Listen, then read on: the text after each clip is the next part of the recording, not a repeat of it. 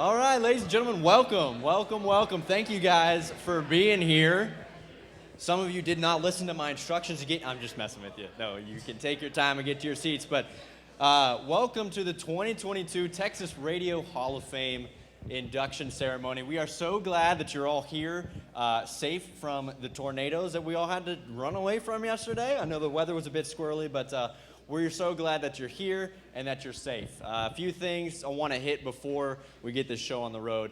If you're anything like me, I have to go to the bathroom every 15 seconds, so you're going to need to know where those are. Those are right behind that bus there. Yeah, well, hey, that's what I've heard. That's what I've heard.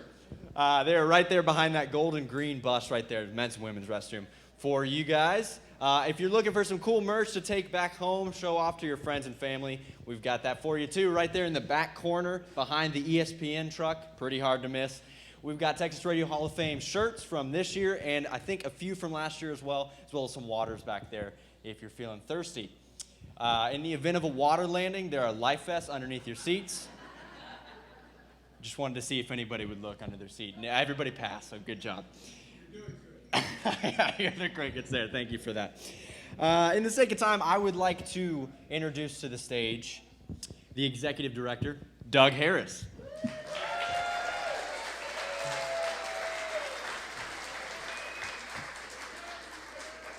Welcome to the temple. Is this not the most righteous display of talent and technology in one room? Not just the talent here, but all around. It's just, people ask why do we come to Kilgore? Once you come here, you get it. And I'm very grateful that you were all here, because I say those two things simultaneously, talent and technology, because if it weren't for the talent, the technology would be nothing but dust collecting stuff, boat anchors and things like that, because the technology changes, but the need for the talent does not. That's what will keep us going. It's not about a stainless steel tower in a cow pasture. It's about what comes through the speakers wherever they are, whether the earbud or your car or whatever. It's about the talent. And this week, technology kind of kicked our butts here as we ramped up for this, but the talent came through. If you were there last night at the back porch, which incidentally, I don't know actually has a back porch, but it's cool. So we're sitting there, I don't know, 9-ish, something like that, evening is one, and we're having some cocktails and telling lies about the old days, and the power goes out. And of course, what did the radio people do? They just made sure they could find their drink and waited for the lights to come back on or for the engineer to show up. Because that's what we do. Because when times get tough, weather, problem, whatever, we just cowboy up or cowgirl up, and that's what we're going to have to do. And you're going to see some things today in the presentation we've worked on. You'll see some things that, I might have done that a little differently, or that was an interesting choice. But what I hope that registers with you with, I think I could do that better. I think I'll help them out next year. Maybe they would like to accept some of my assistance on that. So you're going to see some things today. I hope you'll like all of them. It's tough to please a bunch of folks, but we've done a heck of a job, I think, trying to do it. So by all means, enjoy the day and your moment once again in the glory. I hope there are many more.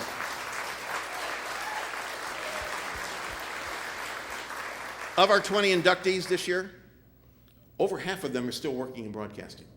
Over half. And that speaks to the quality of the folks that we have here in the state of Texas and the opportunity that exists, even if you have to elbow people out of the way. You're going to hear stories today from our inductees, and I'll list because some of them have shared it with me, how they got that first job, how they stalked or sat on the parking lot and waited for the right person to walk in, how they shoved a cassette tape in somebody's envelope. You're going to hear it over and over. And so one of those situations is happening right now.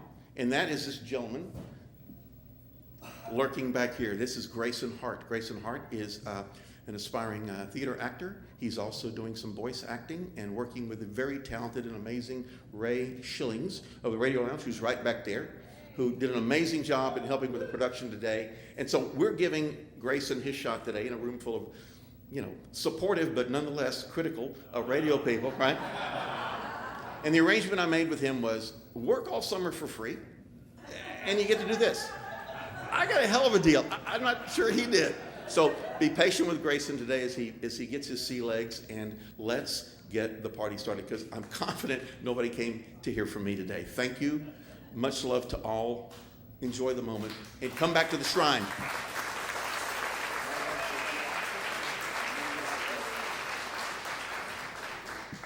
We've done a lot of things here in the couple of years that Josh and I have been sharing duties. And one of the things that I feel very proud about is our invigorated relationship with the Texas Association of Broadcasters. And I've asked my colleague and friend, Oscar Rodriguez, the president of the Texas Association of Broadcasters, to make a few comments today and let him know what these folks are doing for us in Austin to make sure that radio is accessible and affordable and healthy for centuries to come. Oscar. Here he comes.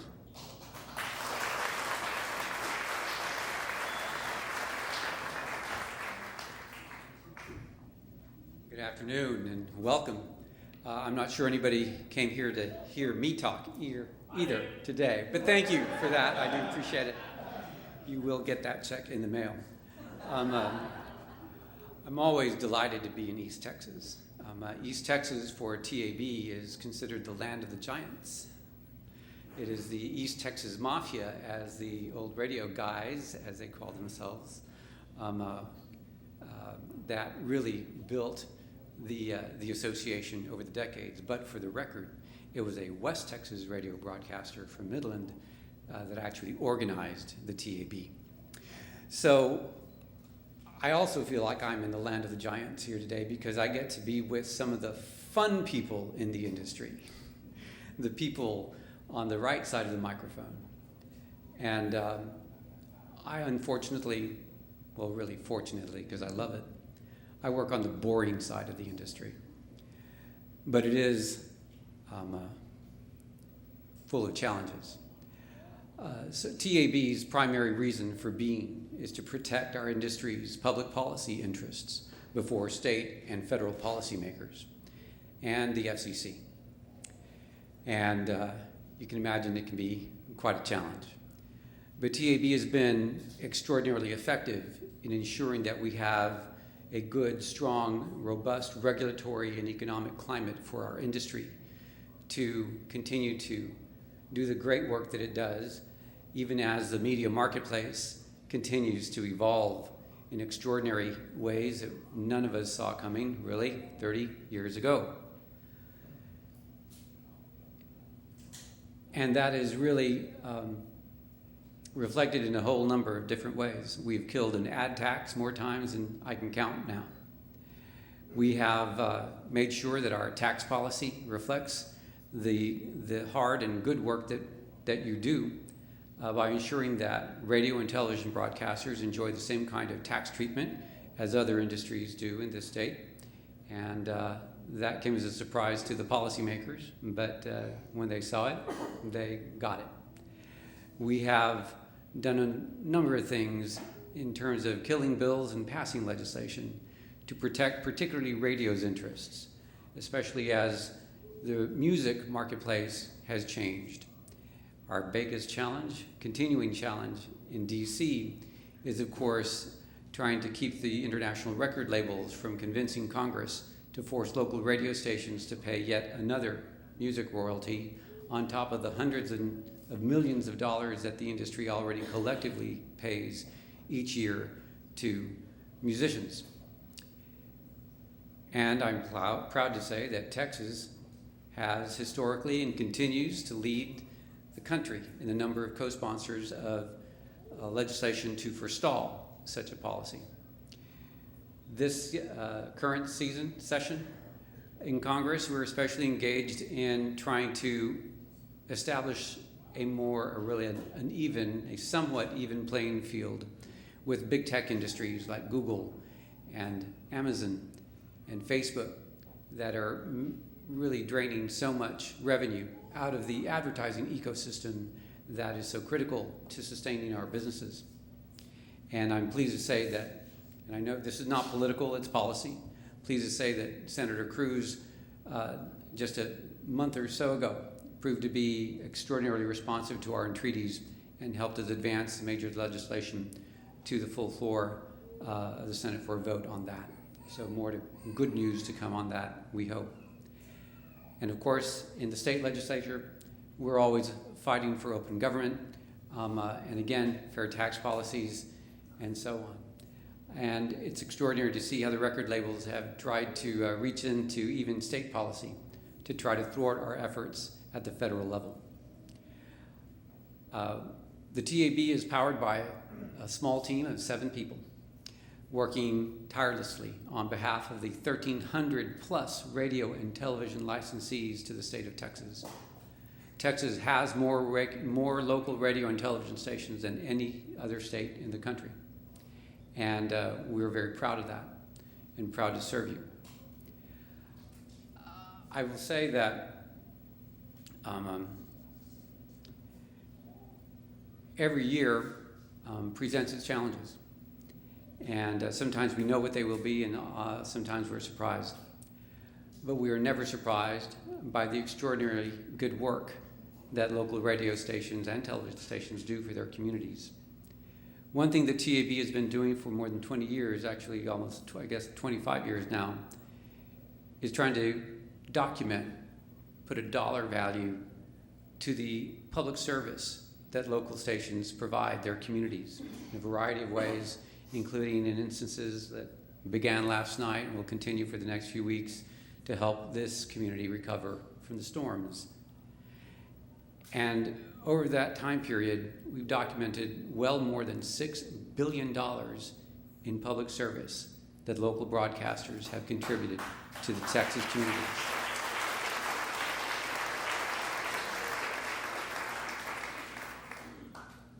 And that is such a source of pride for us. There is no other industry like broadcasting. And in the media ecosystem, there is no medium like broadcasting. We are today still, and sadly, the only medium that is dedicated to serving distinct local communities throughout the state. We have coverage areas, and that's our focus. That's our responsibility. And no other player in the media ecosystem has that obligation or sense of responsibility or commitment. Not Google, not Facebook, not Twitter, not even the local newspapers have an obligation to survey distinct local communities. So we're very proud of what we do, and we're very, very proud to be associated with all of you. You power us, you inspire us, and I'm proud to say that a lot of lawmakers and policymakers in Austin and DC do too. That is a tribute to your good work, your great talent, and I thank you. Have a great day.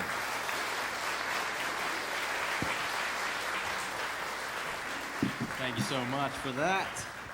And there's one more person I would like to introduce just before we get this show on the road. That is the CEO of PickleJar. They are currently running our live stream, and they're the host of our after party. So I would like to introduce Jeff James.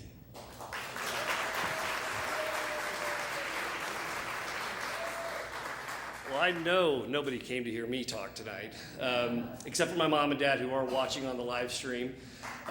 So thank you guys for all the support. I want to say thank you to Doug and to Oscar for all the hard work that your teams do. It's incredibly important for not just Texas, but the echo effect that has nationwide and even globally. PickleJar is a suite of live entertainment technologies that was built specifically to help artists and radio stations connect with their fans and their local communities. And the interesting part about this journey that we've been on is that last year we were the first to live stream this very event, where one of our board members, Judy Lakin, was also inducted into this incredible Hall of Fame. And had it not been for this year's inductee, Roger Allen, I would not be standing here today. He gave me one of my first shots in radio, and so for that I am ever grateful. PickleJar is really about taking the opportunity to really connect with those local fans. And ultimately what we've done is partnered with radio over the last year, using the mic and the great personalities of connecting with those local charities and raising over $500,000 for local charities in our partnership with radio. And so for that, we're very thankful. Tonight, we hope you enjoy the ceremony. To all of the inductees, we're so honored that you're here and proud of what you've done. And just remember, You have inspired the next generation of those people that want to be behind the mic, even if it's not the mic that you used to know. It's all new technology, as evidenced by what we see here at this great museum. So take an opportunity tonight before you leave. There's QR codes at both doorways to scan that QR code and support the Texas Broadcast Museum. All of those donations, like everything that happens inside the PickleJar app, 100% goes to the artist or to the nonprofit that you support through PickleJar. Thanks again to Doug. Thank you guys. Congratulations.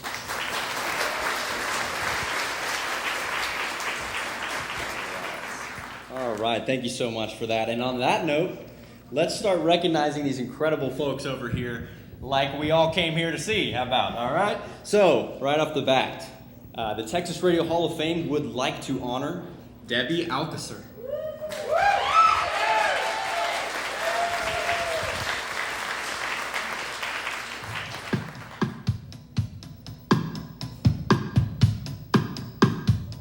So to paraphrase William Shakespeare, versatility. Thy name is Debbie Alcacer, a San Antonio native and 1978 radio, television, and film graduate of San Antonio College. Debbie is perhaps best remembered as the Electric Lady and legendary San Antonio rocker 99.5 KISS FM. Debbie can currently be heard middays on classic rocker KZPS, Lone Star 92.5 in Dallas. She also voice tracks for KRFX 103.5 The Fox, Denver's classic rock station, and serves as the traffic anchor for iHeartMedia's Total Traffic Weather Network, providing reports to a number of different markets during morning drive. While at KISS, Debbie supported local music, hosting Texas Track on the radio and the Homegrown Hour on television. During the 2005 and 2006 Major League Soccer seasons, she was the Spanish PA announcer for FC Dallas. And from 2009 to 2012, Debbie was the host of the Global Groove Boutique, a program featuring chill, lounge, and multicultural grooves on Smooth Jazz 107.5 in Dallas. Debbie is also an accomplished drummer and bilingual voiceover talent. Please welcome Debbie Alcacer to the Texas Radio Hall of Fame.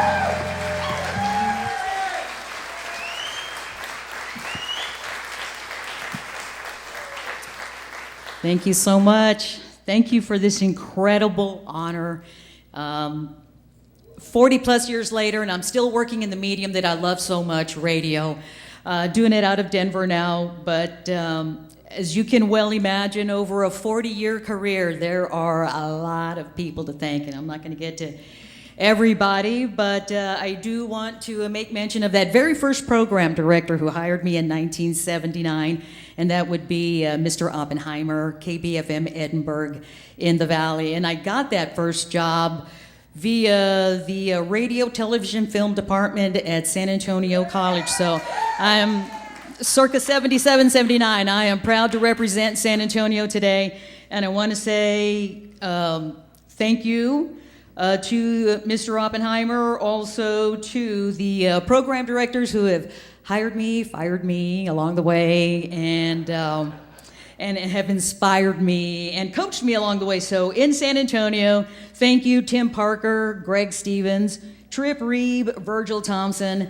In Dallas, Chris Miller, Amy Doyle, Maxine Todd, Tempe Lindsay, Jay Cresswell, John McCarty, John Dormy, and Don Davis. In Denver, thank you, Program Director Garner Goen. And to my family, thank you to my mom, 92 years young, who is here today, my biggest fan, my mom, Juanita. Oh, they're just giving me the love you, Mumsy.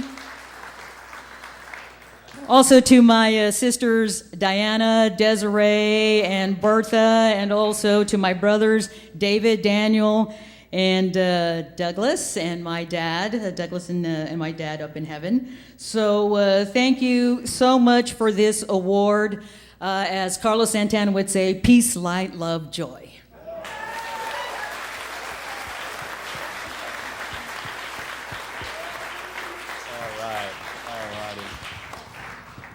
Next, the Texas Radio Hall of Fame would like to honor Roger Allen.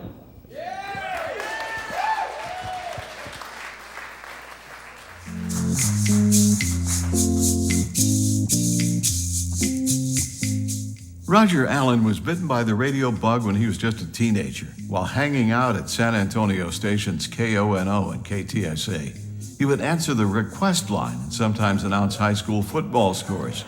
The 15-year-old soon became known to local broadcasters as the Kid with 1,000 questions. With his formative experience on his side, Roger got his first professional radio job right out of high school in 1981, doing weekend overnights at KONO AM.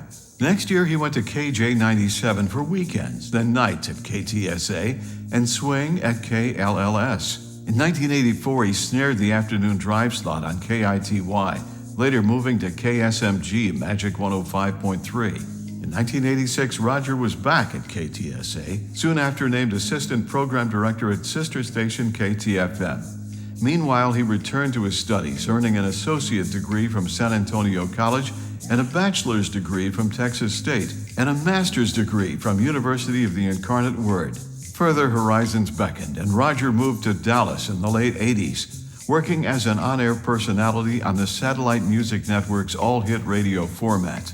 Then on to Austin as program director and afternoon drive jock at KQFX, the Fox, followed by a gig as operations manager and program director at KHFI and KMMX. While in Austin, Roger spent time working as vice president and creative director at the Ross Ad Agency, where he was given the Summit Award for Creativity.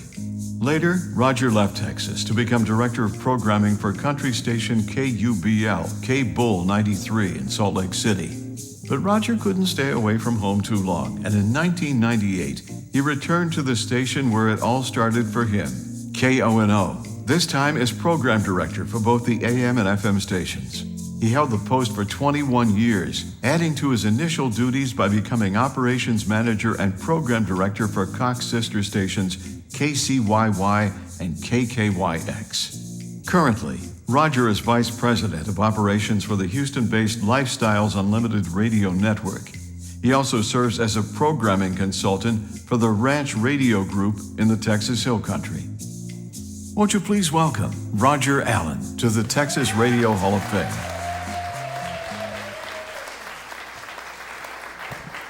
So I have to do everything that my mentors and everyone that I instructed to do. Jeff James, I got to keep it tight, bright, and relatable.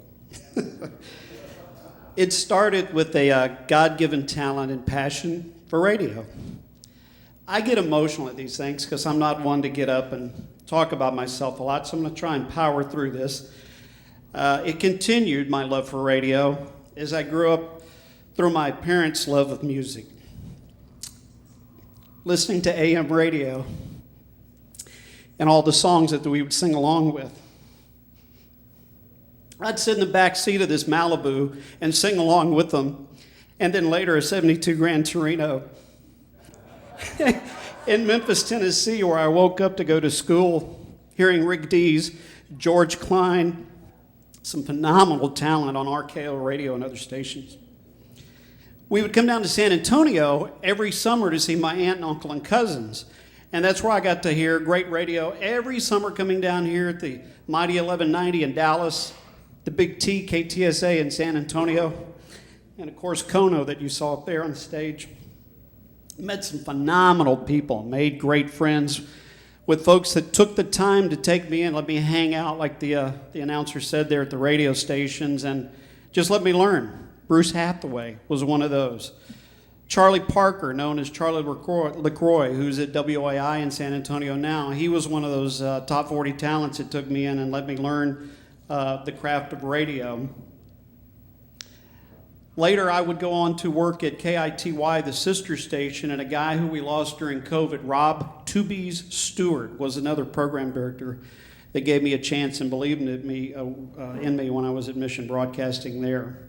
So while I built a resume in San Antonio, I would meet a lot of these great talents, and the people that began to teach me programming was Bill Thorman, Bruce Buchanan at KLLS, and Kelly Carls at KQFX in Austin.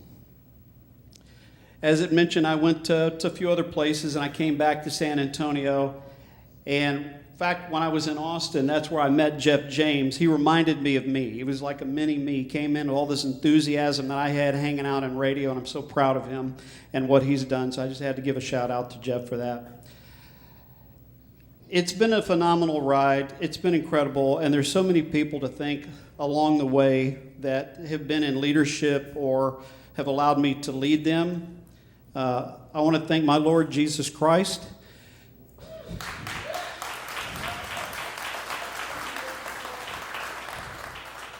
Don't wait till you need him to get to know him.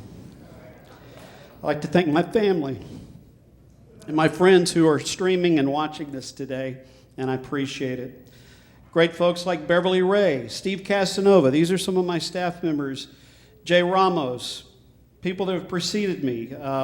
Steve Sellers, Dave Rios, one of our general managers in Austin, Greg Hale, of course, Jeff James, and Mark Grubbs, who also is a friend along the way. And I want to thank Gary Burns for being my radio coach. I call Gary to this day and ask advice, and we're working on a few projects together. And also Doug Harris for all the creative ideas that he gave us when he consulted us in Austin and in San Antonio at Kono. I want to thank Josh. I want to thank the museum. And I want to thank the Texas Radio Hall of Fame, its members, all of you who voted, and my colleagues. Thank you so much. I want to thank Aurora Cantu for believing in me and making this happen today. And I wish she could be here. I love you, Mom and Dad. Thank you. And I'll leave you with this quote from John Wooden. Talent is God-given, be humble. Fame is man-given, be grateful. Conceit is self-given, be careful. I'm humbled and I'm grateful and I'm thankful for this opportunity. Thank you.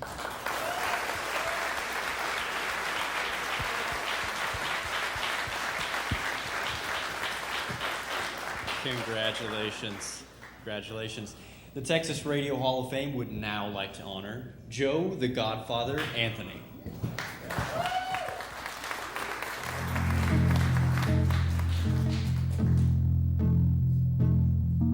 While some broadcasters choose to play it safe, Joe Anthony, the godfather of rock and roll, was always about risk-taking and creative ingenuity.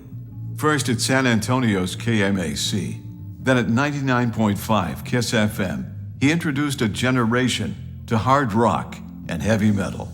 Joe was always committed to doing things his way. At KMAC, the station's policy was to drop any song that was played by another station in the market. Joe's unique vision led to programming that was harder and louder than anything else on the dial, spotlighting up-and-coming bands like Blood Rock, Rush, Moxie, Judas Priest, Kiss, Scorpions, Thin Lizzy, Aerosmith, Montrose, ZZ Top, Nazareth, Blue Oyster Cult, Budgie, Pat Travers, and Legs Diamond. Joe's programming was described by Texas Monthly columnist Joe Nick Petoskey as anything that could be classified as too loud for the rest of radio. Composed of suicidal guitar armies and tortured vocalists who sounded like a sneak preview of Armageddon. In 2000, Texas Monthly released a list of 12 Texas non-musicians who influenced and changed Texas music forever. And Joe Anthony was on that list. At San Antonio's KESI, Joe continued to rock hard, breaking bands associated with the new wave of British heavy metal. Saxon, Iron Maiden, Def Leppard, and Motorhead. He returned to KISS in 1986 and later worked at KSAQ. Joe passed away in 1992 and was posthumously inducted into the San Antonio Radio Hall of Fame in 2010. And today, the Texas Radio Hall of Fame welcomes Joe the Godfather Anthony to our induction rolls.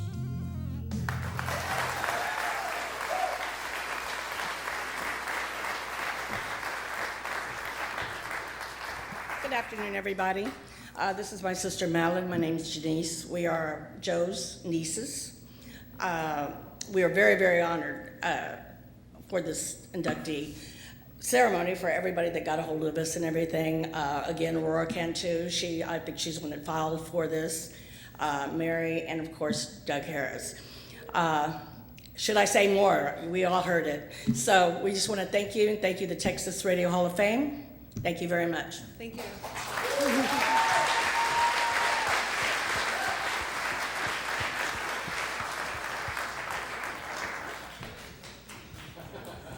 The Texas Radio Hall of Fame would now like to honor Rula Christie.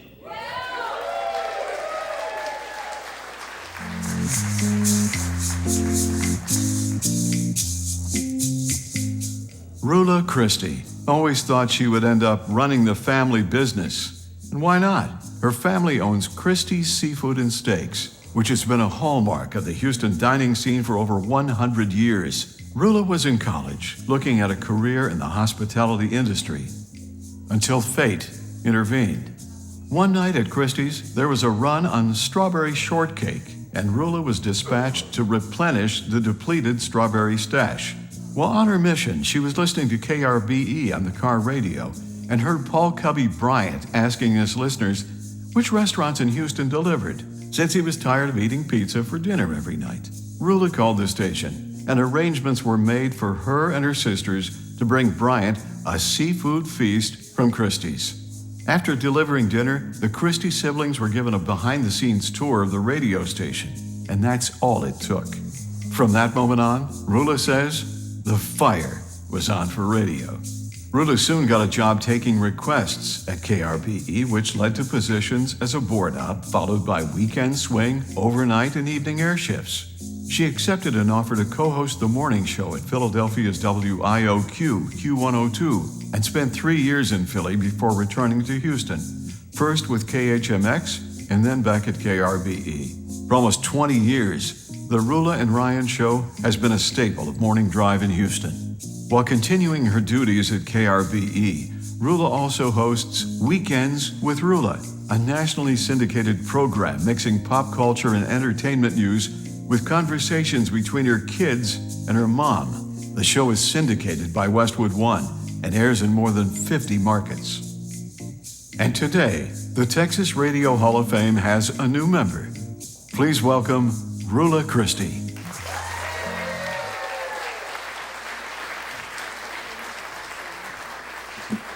Thank you so much. And listen, you got to just humor me for a second because I think this is such an amazing moment. I want to take a picture of you. So we're going to do a picture. You guys are doing a picture so we can forever have this in our memories that this is what it looks like to get inducted into the Texas Radio Hall of Fame. So everybody smile. 1, 2, oh, let me go 0.5. 1, 2, 3. Oh, I'm so excited. Thank you so much for this, Doug Harris, and to everybody on this board. I feel like I can't believe I haven't started crying yet, but that's exactly how it started. And every single one of us who works in this industry just had somebody take a chance on them, did we not? One person took a chance on you, and then another person did, and another person did. So when I delivered that shrimp to Cubby, the fire was on, like the video said, and then I was like, God, I gotta get in, how do I do this? My dad, who was very present on my show, we even gave him a nickname, Papa Love. He passed away in 2013. You know, I worked at a restaurant waiting tables. You make more than $5 an hour doing that. But that was my first job at KRB, $5 an hour. And when I told my dad, I'm gonna get this job, Dad, at the radio station where we sent the food, and he's like, $5? You make more than $5 here. And I was like, I know, but it's really fun. And then it just snowballed, and it's been an amazing ride. So there are people in this room that I grew up listening to as a born and raised Houston girl. And I already fangirled for Moby, who's coming up after me, because, oh my God, 97 Rock, get your lazy asses out of bed. And then Maria Todd, who's here, I mean, I fangirled for her when I started working at KRBE and listening to KRBE. So I am so honored to be in the family of the radio broadcasting industry in general, but especially to be in the Texas Radio Hall of Fame. I have to thank Scott Sparks, who gave me a shot to answer the phones, and John Peak, who was the PD of KRBE, to put me on the air overnight with Scott Sparks, and then Brian Bridgman, who heard me on the internet, because apparently, I mean, unless we want to fact check, I was told that KRBE was the first radio station to broadcast around the country. And because I did Weekend Swing, a consultant heard my voice, told Brian Bridgman in Philly, and that is how the Q102 connection happened. So I was blissfully ignorant when they called me and said, you want to do mornings? I said, is that good? Is that good to do mornings? So, so I was there 3 years, and then Mark Sherman, God bless him, again, following my career, said, we want to do a morning show in Houston, and we want you to lead it. And I was like, really?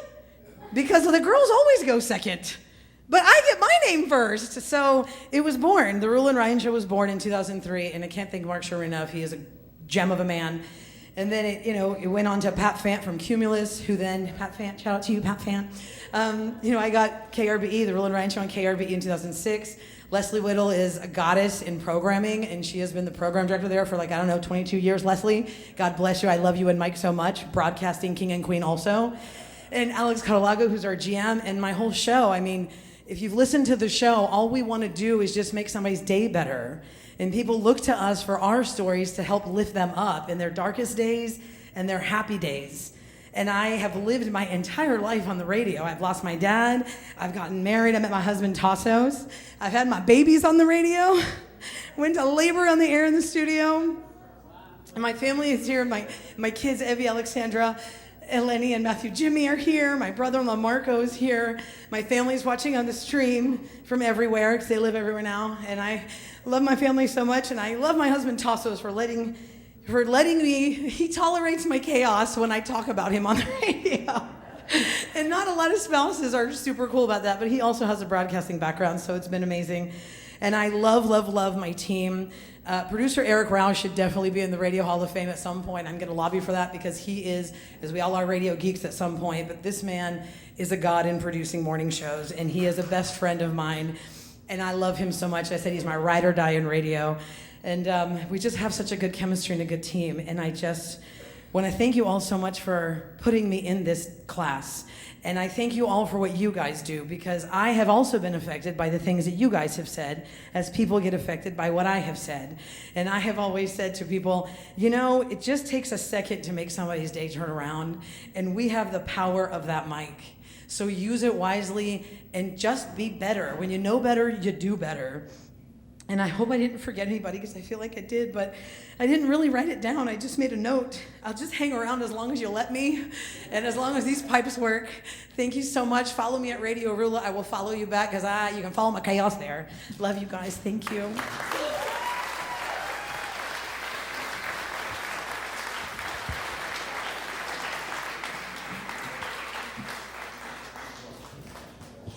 Congrats.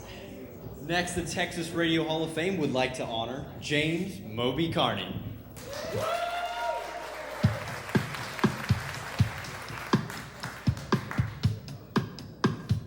There are certain phrases that make a Texan's heart beat faster. From Sam Houston, remember the Alamo. From Neil Armstrong, Houston, Tranquility Base here. The Eagle has landed. And one from James Carney. Get your lazy asses out of bed. Moby began his radio career while still in high school, working at WCSV in Crossville, Tennessee for the pricely sum of $1.60 an hour. After graduation, he was off to Belmont College in Nashville, intending to major in music education and become a high school band director. A year and a half later, he decided it was time to get back into radio. His re-entry into the medium was at Nashville's WAMB, where he played big band music. From there he started rocking, first at WKDF and then at WKQB, segueing from Glenn Miller to Steve Miller. In '81, Moby moved to Tampa and WQXM for an evening gig. A few months later, Alan Sneed, a program director Moby had worked for in Nashville, called from Houston, offering Moby the afternoon drive shift at KSRR 97 Rock. He quickly moved to mornings, becoming a Houston radio institution in the process. In 1986, Moby headed for Dallas and a job at KEGL, the Eagle. During this period, director Oliver Stone asked him to work on the film Talk Radio. Moby inquired about an on-screen credit. When Stone asked, "Do you want one?" the reply was, "Dang right." A couple of years later, Moby got back on I-45, this time heading south back to Houston, where he was paired with Lanny Griffith for afternoon drive at Heritage Rocker KLOL. His tenure at KLOL was highlighted by a ride-along tour with the Rolling Stones and a live broadcast from Moscow. Country music came calling 3 years later when WKHX in Atlanta hired Moby for Morning Drive. The show was a hit, syndicated in 38 markets by ABC. In 2002, Moby started his own successful syndication operation, which continued until 2015. Moby has supported the work of many charities, including the Leukemia Society, the March of Dimes, Easter Seals, Special Olympics, and the Make-A-Wish Foundation, among others. Moby has been recognized numerous times for his contributions to radio broadcasting, winning Billboard's Major Market DJ of the Year award 5 times and the Academy of Country Music Major Market DJ of the Year award in 1999. He was inducted into the Country Radio Hall of Fame in 2012 and the Georgia Radio Hall of Fame in 2011. Today, James Moby Carney joins the ranks of hundreds of esteemed broadcasters in the Texas Radio Hall of Fame.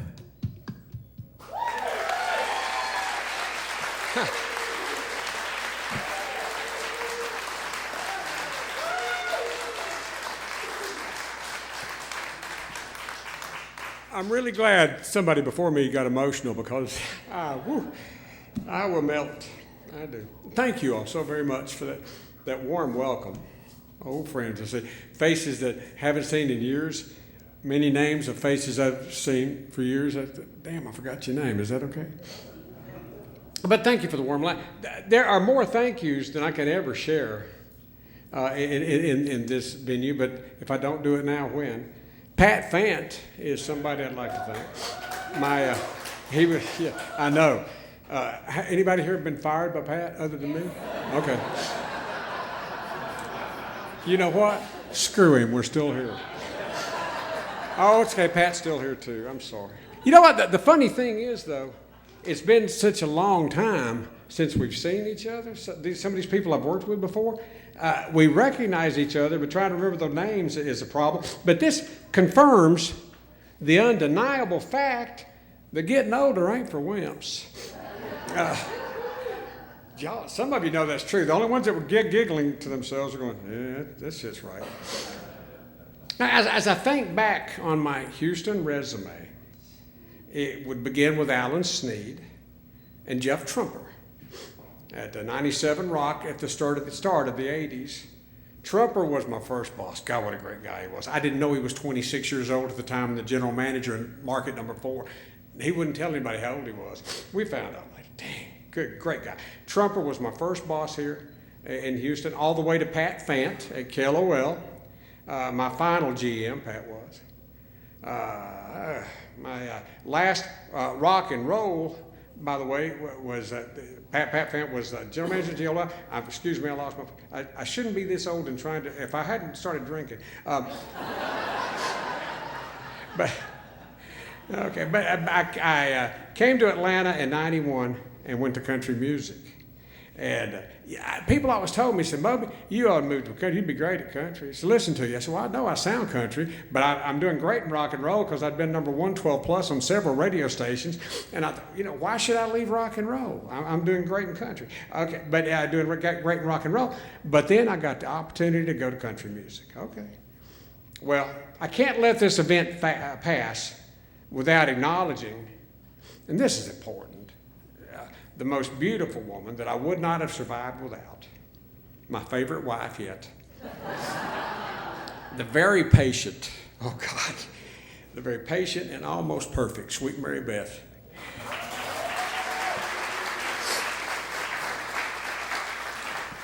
Have y'all, by the way, have y'all seen the Oliver Stone movie, Talk Radio?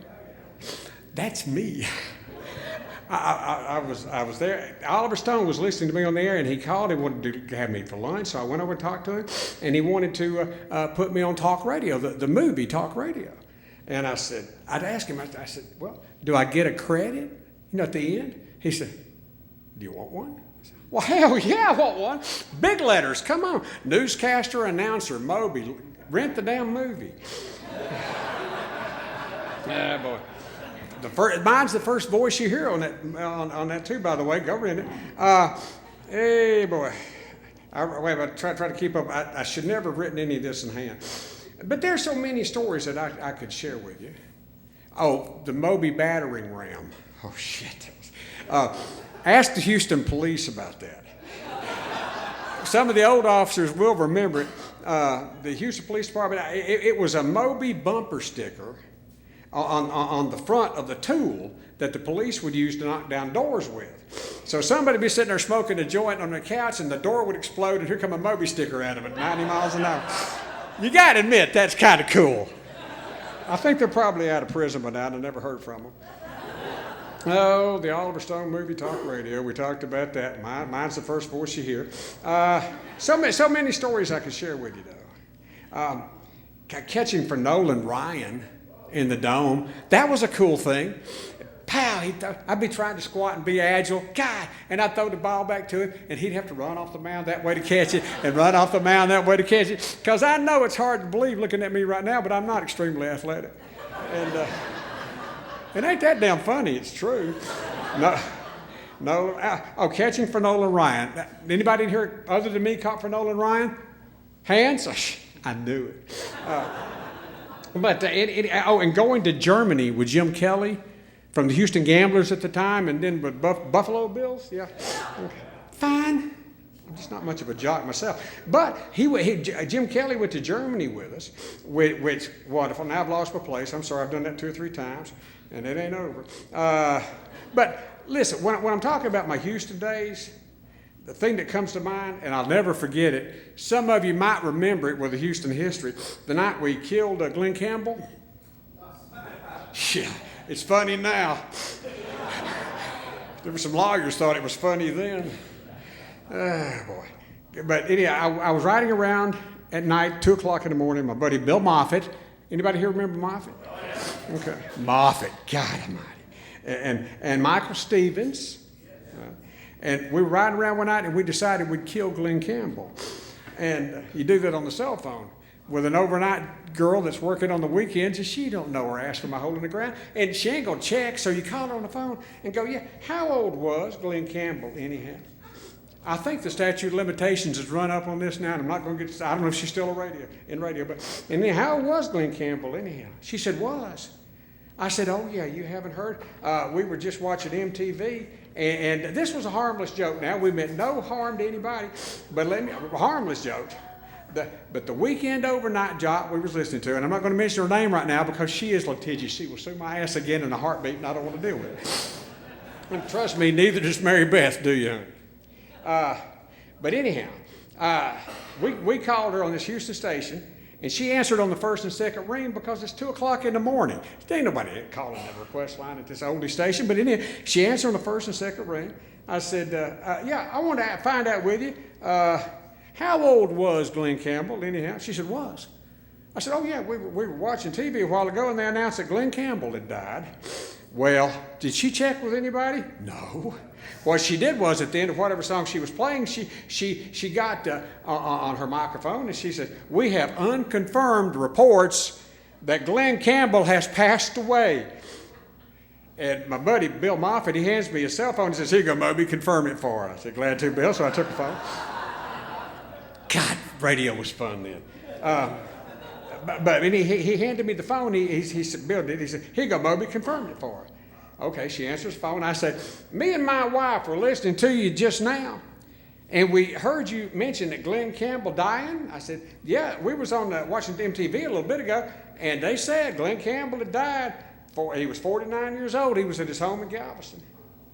After when her next break come up, she was all over it. She said, well, it's been confirmed. Idiot. Come on, man. That was what the lawsuit came from. It's big. It's funny now, but it's been confirmed Glenn Campbell has passed away tonight, she said, at the young age of 49. We'll miss the man and the music he would have made. And then she goes off into the tribute. Galveston, oh Galveston, the Wichita lineman, 3 songs, like a rhinestone cowboy. Yeah, God almighty. We were laughing, we were rolling. God, it was so funny. But you know what it wasn't? Something I should talk about on the radio and take the responsibility for, because she had a lawyer that didn't think it was funny at all. Ah, boy. We were rolling in tears, though. Thought it was funny as hell. Still do, really.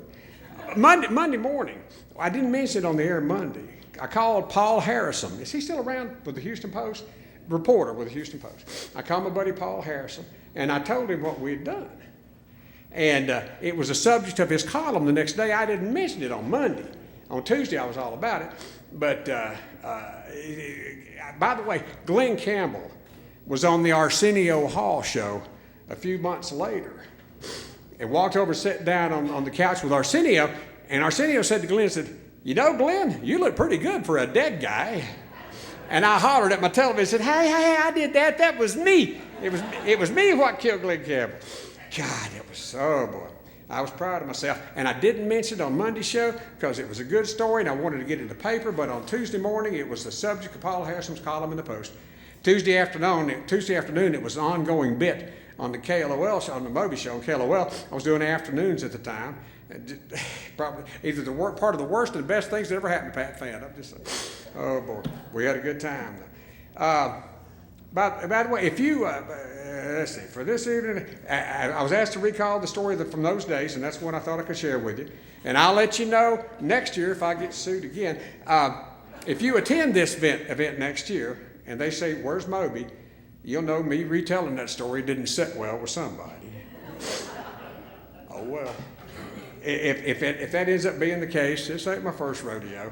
I've been ticking off people for a whole lot of years during my career, and I've been thrown out of a whole lot of pretty good bars. But I'm sure happy to be with y'all today. Thank you so much for allowing me this time to be in your ear and your eyes. Thank you so much. I love my dear wife, Mary Beth, my favorite wife yet. And I'll see y'all when I see you. God bless you. Yeah, baby.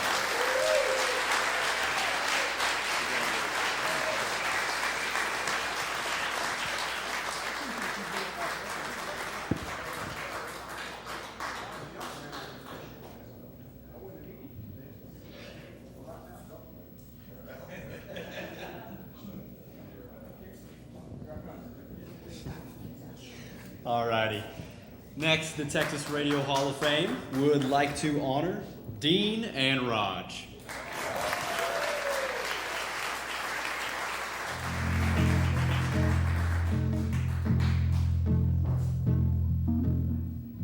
As host of the longest-running morning show in Houston, Dean and Raj have never been afraid to shake things up. They may not always seek out controversy, but it always seems to find them.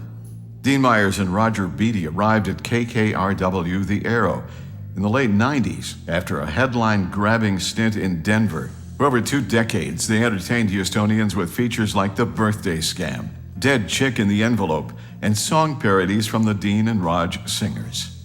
In 2009, the duo moved to Houston's KGLK, The Eagle.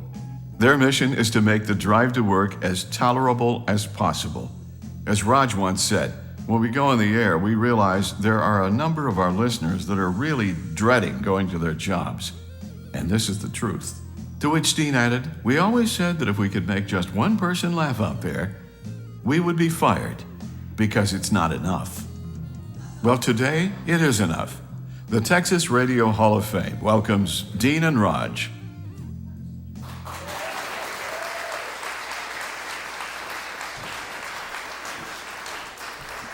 Hi there, I'm Raj. Dean couldn't make it today. His wife recently had surgery. She's okay, but is not mobile. Plus, he found out there was no talent fee. And those of you that know Dean know that's true. When I found out we were going to be inducted into the Hall of Fame, my coworker and fellow Hall of Famer Scott Sparks came into the studio. He said, "I think you're really going to like this hall. It's very cool. The ceremony is a lot of fun." And I said, "Yeah, but why is it in Light My Fart, Texas?" I mean, or as Doug Harris was always fond of saying, where Jesus lost his sandals. And Scott looks at me and says, "I'm from there." So I said, "I'm sure it's very nice." And it is. This is a great place. This is almost big enough to hold all our egos. The very first day that I arrived in Houston for our job interview, I'm staying in a hotel in the Galleria, and of course I get up in the morning to check out the competition. And the first show I listened to is our direct competitor, or would be, LOL, and Stevens and Pruitt are on. Rest in peace, Stevens and Pruitt. And I'm like, damn, this isn't going to be very easy. And then I tuned down to KRBE, the top pop station in the market, and the host is calling himself Sam Malone. I'm like, well, I've heard that name.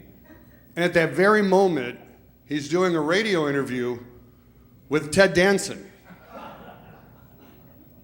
I'm like, is this a bit? Is everybody on the show named Sam Malone? What the hell's going on here?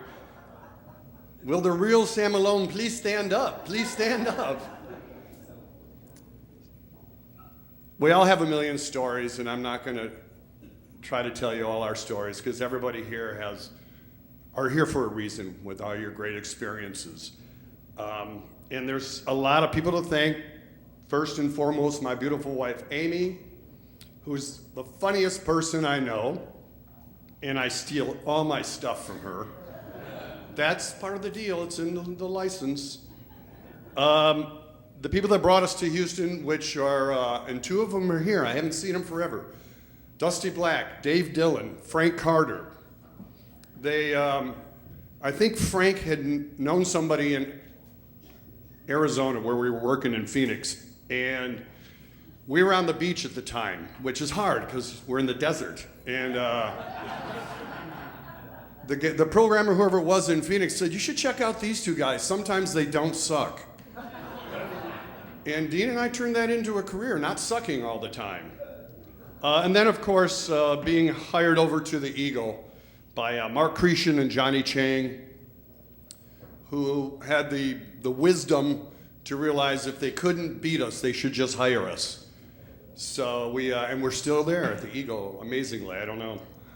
We'll just go till they fire us. That's the way it works, right? But when I thank people for being here, it really starts with Dean. Kind of glad he's not here, really.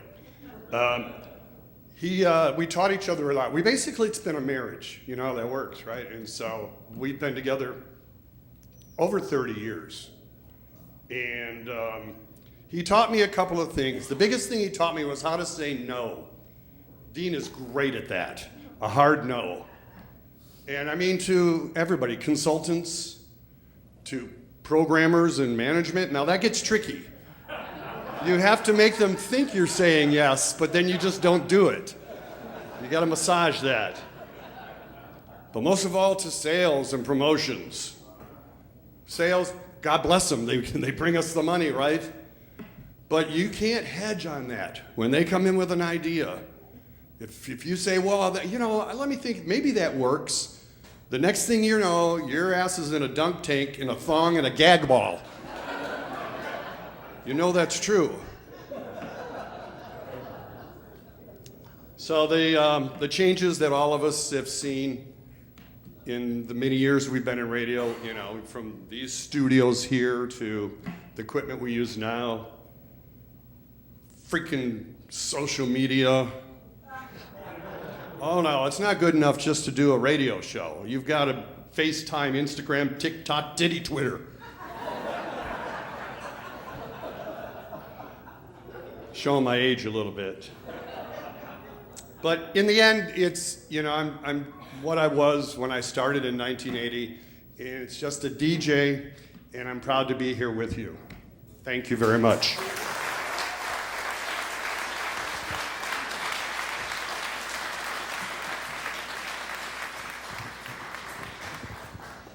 The Texas Radio Hall of Fame would now like to honor Bob Ford.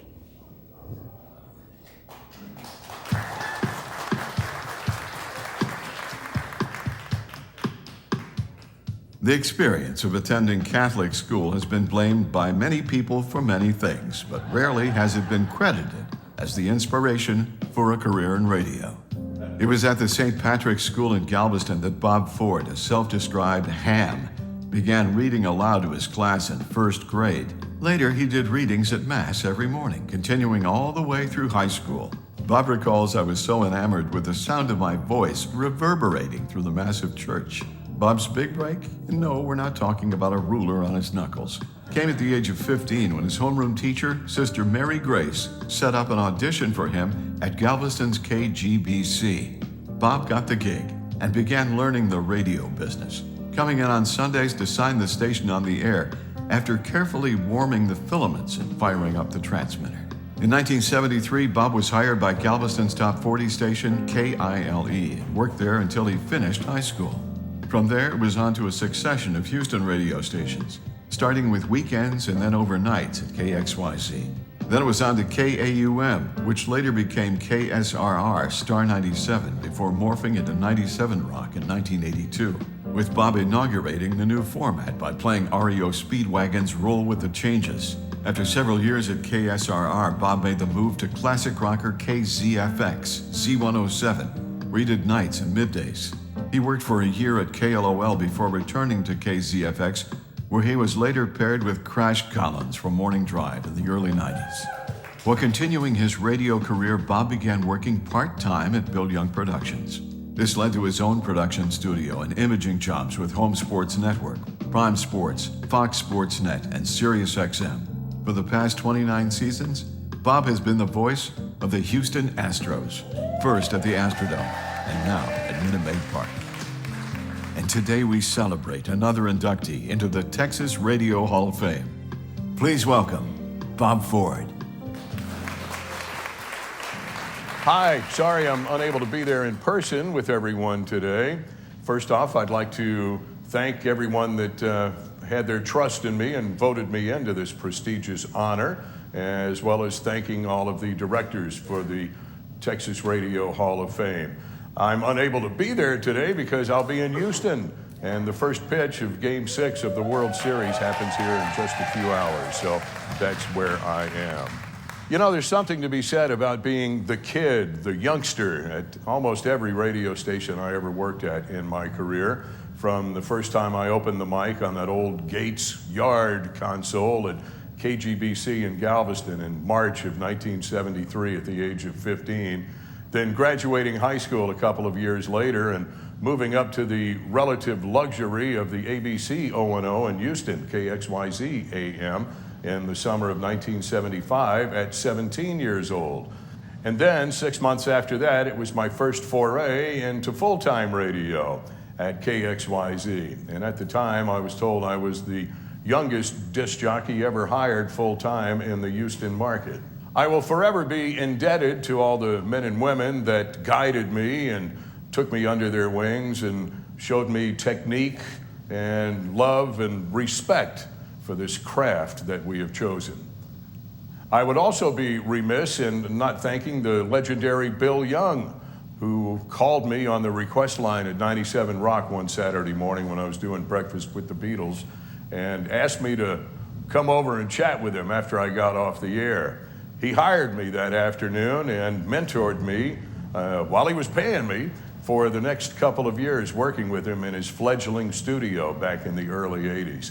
I'm eternally indebted to Bill, not only a great caring guy, but a great mentor as well, and his guidance is what I base my business model on today.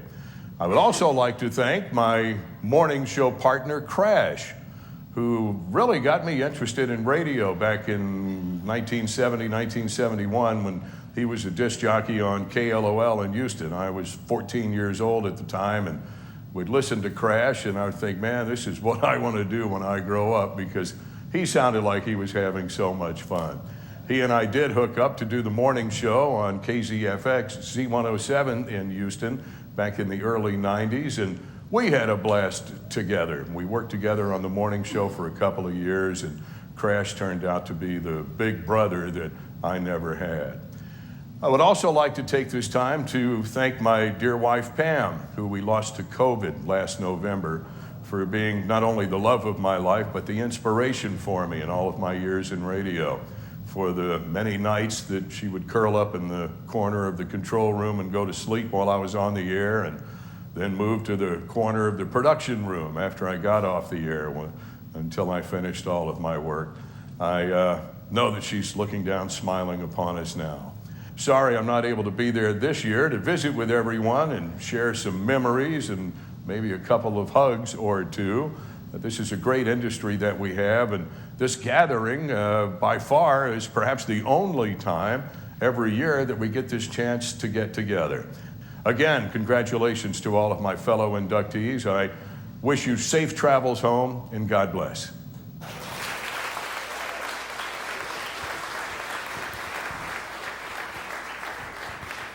Grayson, there are people in this room that will tell you that the 4 scariest words to come out of my mouth are, I have an idea.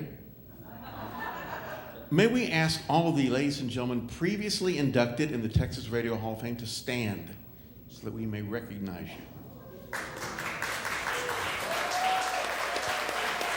Thank you, thank you, thank you for making the trek and showing support for the new class. So immediately after the ceremony, stick around, we're going to get a group photo. Now, we have a special guest, don't we? Yes, we do. We do indeed. Yes, I'd like to invite somebody to the stage before we continue on, acknowledging these incredible people. I would like to invite Ezra Charles of the Texas Music Museum.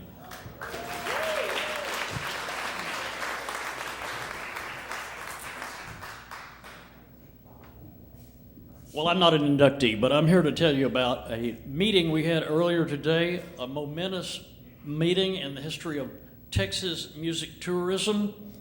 Right down the street, we formed the Texas Hall of Fame Commission right here in Kilgore, Texas. Before I tell you about that, though, I've got to tell you how excited and thrilled I am to be here in Kilgore, Texas. As a piano player myself, I probably don't have to remind you that Kilgore is the hometown of Van Cliburn, the world's greatest classical music pianist. And right after he had defeated the Russians over there in the piano competitions, the people of Kilgore invited him to stage a hometown reunion concert here in Kilgore. Most people don't realize what a hotbed of cultural sophistication this whole area is. They had to have it at the Kilgore Junior College auditorium. It was the only place big enough to hold everybody that was interested. They brought in a 9-foot Steinway piano from New York and red carpeting, and they got the concert all ready to go. And wouldn't you know, that week, a massive ice storm hit the whole region, paralyzing everything. There was so much ice on the trees, the limbs were breaking off. Saturday night came, and Van Cliburn showed up at the auditorium anyway, all dressed up in his white tie and tails, and went out on stage by the piano and announced to the crowd that, well, obviously there was going to be no performance that night, but as soon as the weather cleared up, he promised to come back. There's only a handful of people in the auditorium, but as he turned to walk away, one man stood up and says, Mr. Cliburn, before you go, I want you to know that my wife and I drove in here from Longview, and we had to drive around all the fallen trees, and my pickup slid off in the ditch twice, had to be pulled out by a tractor. He said, so before you go, could you just sing one song?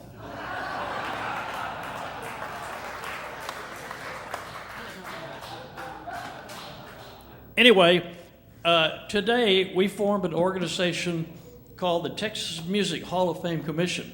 Now, Texas possesses an unbelievable wealth of music history. And there are about 25 museums already around Texas, like this one you're sitting in right now.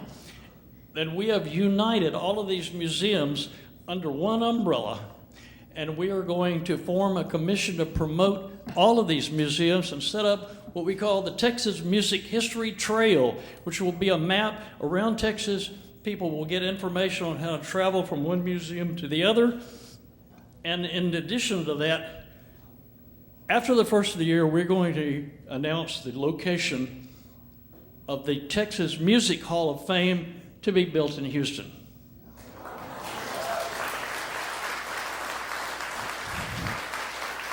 This will be a massive facility rivaling the Rock and Roll Hall of Fame in Cleveland or the Country Music Hall of Fame in Nashville. But unlike those museums, we will include all of the genres that have made Texas music such a force in American music. We will have Tejano music, we'll have soul music, we'll have country music, we'll have a whole floor of country music. We'll have hip hop, and we'll have jazz. This will be a world famous tourist destination to draw people to Houston, and they will finally realize the impact that Texas music has had upon the world. Right now we have the charter here. The last person to sign the charter would be Doug Harris, who will bring in the Texas Radio Hall of Fame as one of our members. Sharpie, what a novel concept. Yeah. So if you could sign right there on the, right in the middle, Doug. With pride and on behalf of everybody in this room. Okay. This is going to generously boost attendance at all these smaller museums around Texas, and each of them will be represented within the giant Texas Music Hall of Fame in Houston.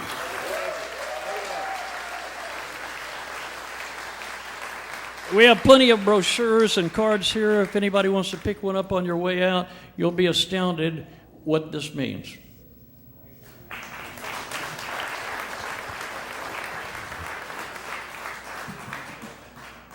All right. Well, that sounds incredible. I know where I'll be going as soon as that is a thing. Sounds fantastic.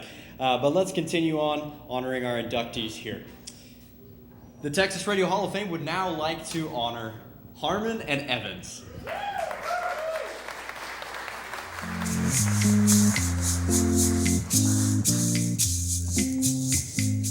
When Steve Harmon and Scott Evans arrived from North Carolina, they had a daunting task before them at KPLX in Dallas. It was 1988.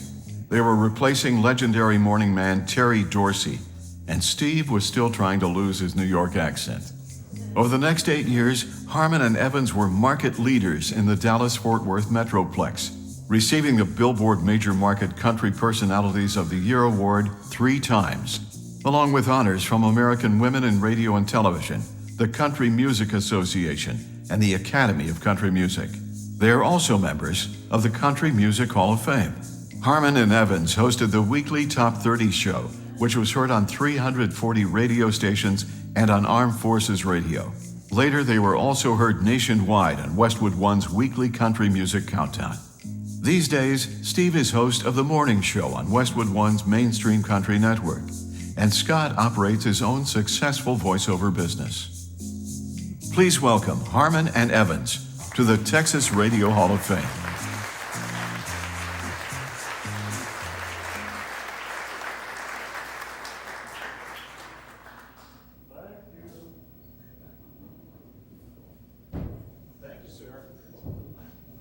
You know, honestly, I was not too worried about this until I realized we're sitting with Moby and Tina Raj. I'm like, crap, I didn't write anything. I need more. A couple of things to start. Where's Josh? Can this award be rescinded for any? Because we got some crap to tell you. You may want to change your mind. Well, I'm the Harmon part, not retired part of Harmon and Evans. Still working, Cumulus Westwood One, and to be clear, I am not the one that gave away the car that got us fired the first time. He may be here, I'm just saying. But breaking news, my real name is Steve Canigliaro, like the baseball player. So my dear Texas friends, you have just inducted a large, fat Italian from Flushing, New York into the Texas Radio Hall of Fame.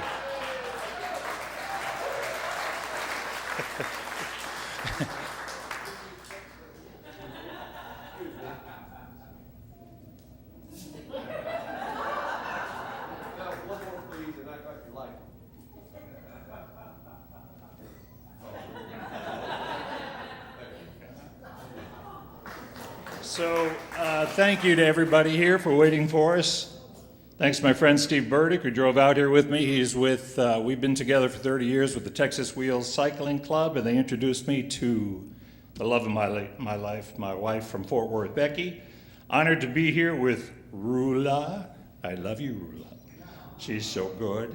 John Trepane, who can get Darius Rucker on the phone for you for talking football in like a heartbeat if you ask him to. Or whatever you want. Dean and Raj, oh my God. It's so great because we stole your birthday scams all the time. And that was before the internet. Now we can get them anytime we want. We can just steal anything you want. Mac Daniels, Country Radio Hall of Fame, legendary guy. Let me tell you quickly about Mac. When we first got here from Charlotte, we would put Mac on, and he was always talking to like country stars, like they were his best friend or something. And I was like, man, we are gonna have to get good fast, because this guy's got it. Thanks, Josh, Doug, Chris Huff, Bob Pickett, Norm. Where's Norm, the engineer who kept us on the air all those years? Norm, fabulous. And anybody that voted for us, because obviously it's a big deal. I want to introduce you to my friends since 1985, and that's when we got started together. They just put us in a room and said, see ya, have fun. Do the weather 4 times an hour, goodbye. I wish I was kidding. And he may or may not be the guy that gave away the car that got us fired. Please welcome Scott Evans. I made him promise to not bring that up, and twice in 5 minutes. I can't tell you how much this means to me and to us. This all comes from the time we were at KPLX in Dallas, the best years of our career, I believe, working for Bobby Craig. Some of you know him as the VP of Promotions for Arista. And we learned an awful lot about radio from Bobby, and even more about life. Our big break, by the way, and we did have one, was when Harmon went to CRS. Bobby Craig was reviewing air checks, critiquing air checks. And he actually liked ours and asked if he could keep it. And we could always make more. He gave it to him.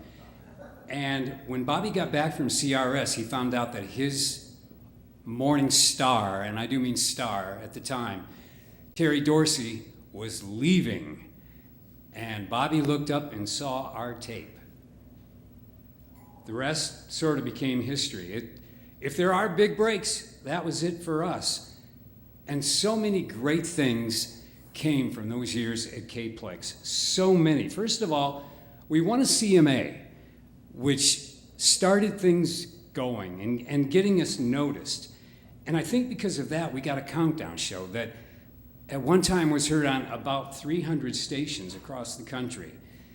And we became known in the format. And again, because of those 3 Billboard Awards, this was all before the internet, by the way, early 90s. And those Billboard Awards, you can't discount them because our picture was in it every year. Nobody knew who radio people were. Nobody knew who radio people, what they looked like, unless you were in Billboard magazine. We were in it 3 times, along with Rick Dees, Howard Stern, Mark and Brian, and all of our heroes. It was on par with the CMAs at that time. We were so thrilled. Every year, we couldn't wait to open it up and see our pictures. Personally, we both met our wives and fell in love, and Paula is here. We've been married 30 years now. Steve met Becky, and they celebrate their 29th anniversary tomorrow. So this is a great weekend for him. And I remember when he came into work and he says he saw Becky for the first time without her helmet on. They were cyclists in a cycling club called Texas Wheels. Got a look at her and he said, God, you look great. And they've been going strong for a little over 29 years now. So, I've been writing this for about 4 months because I went to my 50-year class reunion and had a great time. I dreaded it. 5 minutes before going, I said to my friend who was going with me, we could blow this off and go eat someplace. And he says, come on, you gotta go. It's your 50-year class reunion. You'll probably never see these people again. So I went and had a great time, really a great time. It was super fun. And about an hour after I got home, the phone rings. It's Harmon saying we got in. And I said, in what? The Texas Radio Hall of Fame. I didn't know when the results were gonna come out. And they came out at a great moment. I really couldn't believe it. And again, this is a big deal for us, partly because it was with Bobby Craig, who was like a mentor to us. We are honored beyond words.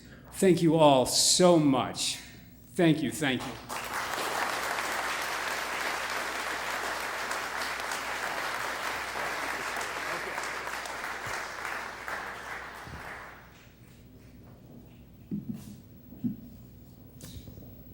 You bet. The Texas Radio Hall of Fame would now like to honor Lyle and Han.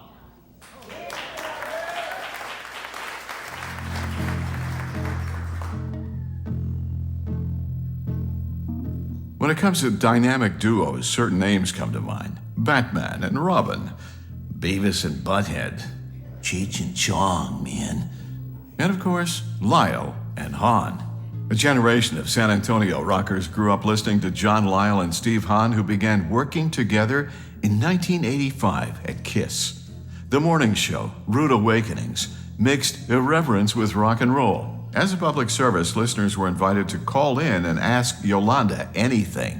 A format change in 1988 sent Lyle to Seattle, while Hahn remained in San Antonio. Lyle returned to Texas for nights at Houston's KLOL before the team was reunited in 1992 as part of the KISS relaunch. After dominating the market for almost 20 years, Lyle and Hahn's morning juggernaut was canceled in 2011. At the time, the station's program director said, "These guys deserve to be in the Texas Radio Hall of Fame." Well, guess what? Now they are. Please welcome John Lyle and Steve Hahn to the Texas Radio Hall of Fame.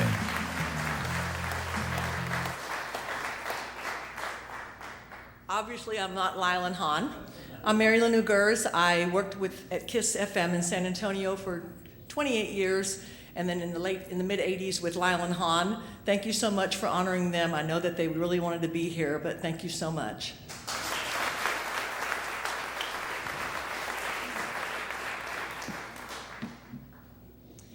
All right, next, the Texas Radio Hall of Fame would like to honor Uncle Funky Larry Jones.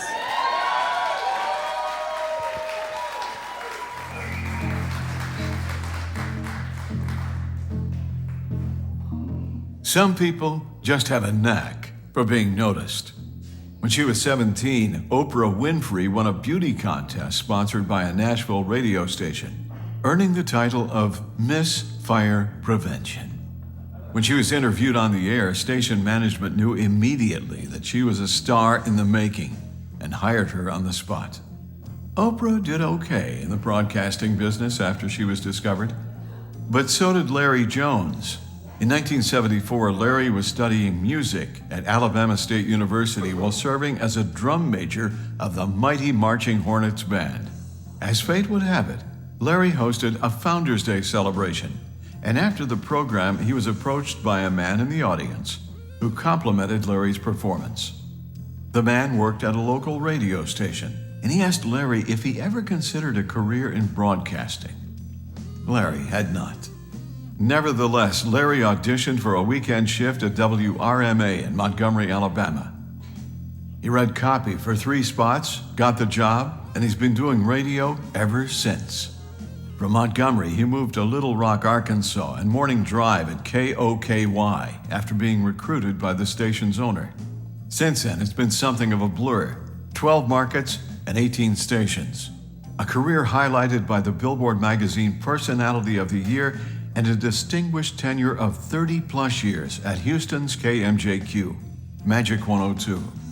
During his time in Houston, Uncle Funky has always given back to his community, working with nonprofit organizations like the Star of Hope, St. Jude Children's Research Hospital, and the American Kidney Fund. With regard to those in need, Larry says, "It isn't a matter of if, it's when you need me. I'll be there." And if there were ever a doubt that Larry long ago became an official Texan, bear in mind that he is an established member of the Black Professional Cowboys and Cowgirls Association. The Texas Radio Hall of Fame celebrates Uncle Funky, Larry Jones, as a 2022 inductee.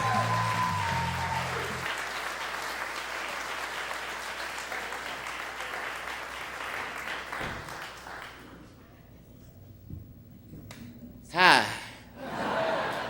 My name is Uncle Funky Larry Jones. Can y'all say, hey, Uncle Funky?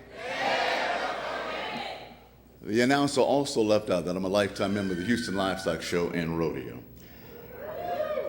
It is a sincere thank you and appreciation that I stand before you this afternoon. And I thank God from whom all blessings flow. If you feel a cold breeze or flash of light within milliseconds, that'll be Mama Rose, who transitioned 10 years ago, and my Uncle Bertram, who told me as I was about to come back to be a super senior at Bama State as a drum major, he said, boy, there's no such thing as a professional drum major. You got a little bitty job at that little bitty radio station. I suggest you go back to work and go on about your life. That transitioned into 1976 to where I moved to Little Rock, Arkansas, and this is where the family comes into play. I want to say thank you to a young man to whom I love, I deem as my blood brother, James E. Jimmy Smith, Little Rock radio personality, Little Rock general manager, 10-time Billboard magazine National Music Director of the Year, one of the most outstanding men in America. Jimmy Smith, thank you for being here today.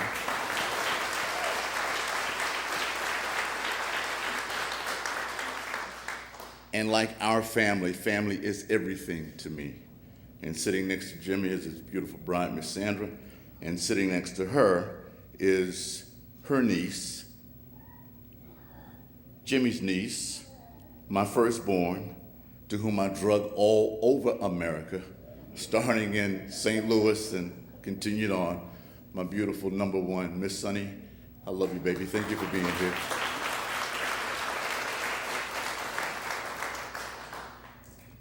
Next to Sunny is her husband, David. Thank you for being such the guy that you are. I appreciate you.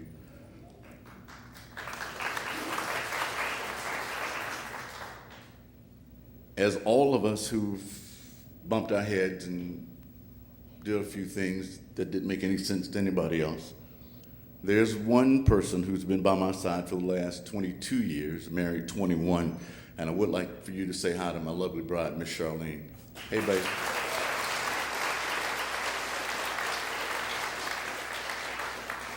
Next to Charlene is my announcer on the afternoon ride, Miss Arbery. Hey, baby. Next to Arbery is Mama Tay. Hey, Tay-Tay. And next to Taylor is my brother, Mark Fisher, who taught me how to read for a living. And I appreciate you. I come with a sense of gratitude, thankfulness, and sincere thank you, Josh, Rowdy, us. We have some stories that I cannot tell on this stage, but they are beautiful, I promise you. Doug Harris, do an outstanding job with this, sir, and thank you very much. And this facility is absolutely bonkers. If you don't, please, you gotta look at the radio room. You'll find your life over there. Doug wanted me to go through the entire 11-city, 18 radio station run, and I'm like, dude, nah. Hanging out in Houston was enough. After Syndicated Morning Show came in and asked us to step back for a minute, we found Cumulus, and Cumulus was good to us for a minute, and Cumulus said, well, we don't know. And I ran over across the street, knocked on the door, and I ran into Miss Maxine Todd, who I'd had a relationship with in Memphis, and she said, yeah, you want to be the first black man to ever do smooth jazz in the city of Houston at CBS? Come on up, we'll take you. But I really wasn't trying to do smooth jazz at CBS. I was really trying to get across the hall so I could hang out at KILT, because I wanted to be the overnight guy, Lonesome Larry, and the overnight road shows. Really, Rowdy will tell you that. I was banging on that door every day, but it didn't happen. But Maxine was a beautiful soul to me. And then the same people who, well, it's been a love-hate relationship, so it's no. But they asked me to come back to Radio 1 in 2006 to co-host the Yolanda Adams syndicated morning show on gospel, and I did that. And after that, they said, well, why don't you graduate and move on? And when I graduated, I didn't really know what I wanted to do. And Mr. Fisher was our production director at the time, and she said, come over to my house and read. Well, Mark lives in Richmond, I live in Springs, so that's 88 miles round trip to read a spot that you earn only $50. You know, I'm like, man, I can barely buy gas, I can't pay you. But he said, stay with this thing and we're gonna get a deal, and we got a deal. Matthew Knowles heard something we put together, and we got a contract with Music World Gospel that paid a little bit more than $50 a month, and I love you for that, Mark. I love you, sir, from the bottom of my heart. I mean that. It's the enthusiasm and the path of I'm probably the least to even stand in front of you. There was no radio school. There was no air checks. There were no bumping into people. The story you heard about Jack the Playboy who found me at WRMA in Montgomery is absolutely true. It just happened. That's why I give God all the glory, because by right, I should not be standing here in front of you. But I do what God gifted me to do, and I give the way God gifted me to give. And in the words of a dear friend of ours that you all know and love, you bought all of his music, you just adore him. His name is Snoop Dogg. And in the words of Snoop Dogg, before I sit down today, last but not least, I want to thank me. I want to thank me for not quitting on me. I want to thank me for not giving up on me. I want to thank me for sleeping in that production studio so I could learn how to splice and dice and put a commercial together. God want to thank me for never, ever, ever, not ever giving up on me. Jimmy Olsen, baby boy, how are you, sir? Good to see you, sir. There's so many wonderful men and women associated with this organization. It is with the utmost pride that I say thank you for this place in the Texas Radio Hall of Fame. God bless the Texas Radio Hall of Fame. God bless Texas, and God bless the United States of America.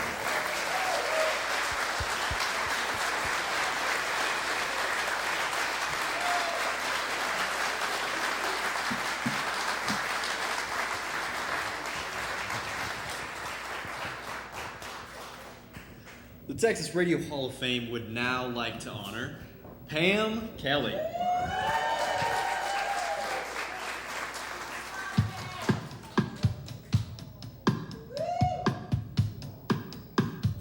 Pam Kelly says that she was motivated to pursue a career in broadcasting by three things: a love of rock and roll radio, admiration for the great jocks in Houston during the 1980s, and the desire to avoid getting a real job for as long as possible. Pam's radio career began in Bay City at KIOX. Pam quickly made the jump to Houston at KLOL, the station she grew up with. Working overnights, she assumed the identity of the Pampire, quickly forging a strong bond with the city's third shifters. From there, Pam pivoted to traffic, providing reports to KTRH, KIC, KILT, and KQ. After a stint doing overnights at KKRW, The Arrow, she landed at KTBZ, The Buzz, where she created The Texas Buzz, a show spotlighting up-and-coming bands. After a stint at KIOL, Rock 97.5, Pam did afternoons at KHBT, The Point, before landing at Contemporary Christian KSBJ, where she served as assistant program director and later did news during Morning Drive. For the past 5 years, Pam has worked at RFC Media, contributing to their formats, The Revolution, The Brand, and Third Rock Radio, NASA's official radio station. A spirit that enriches our industry and the passion that drives it. Please welcome Pam Kelly to the 2022 Texas Radio Hall of Fame.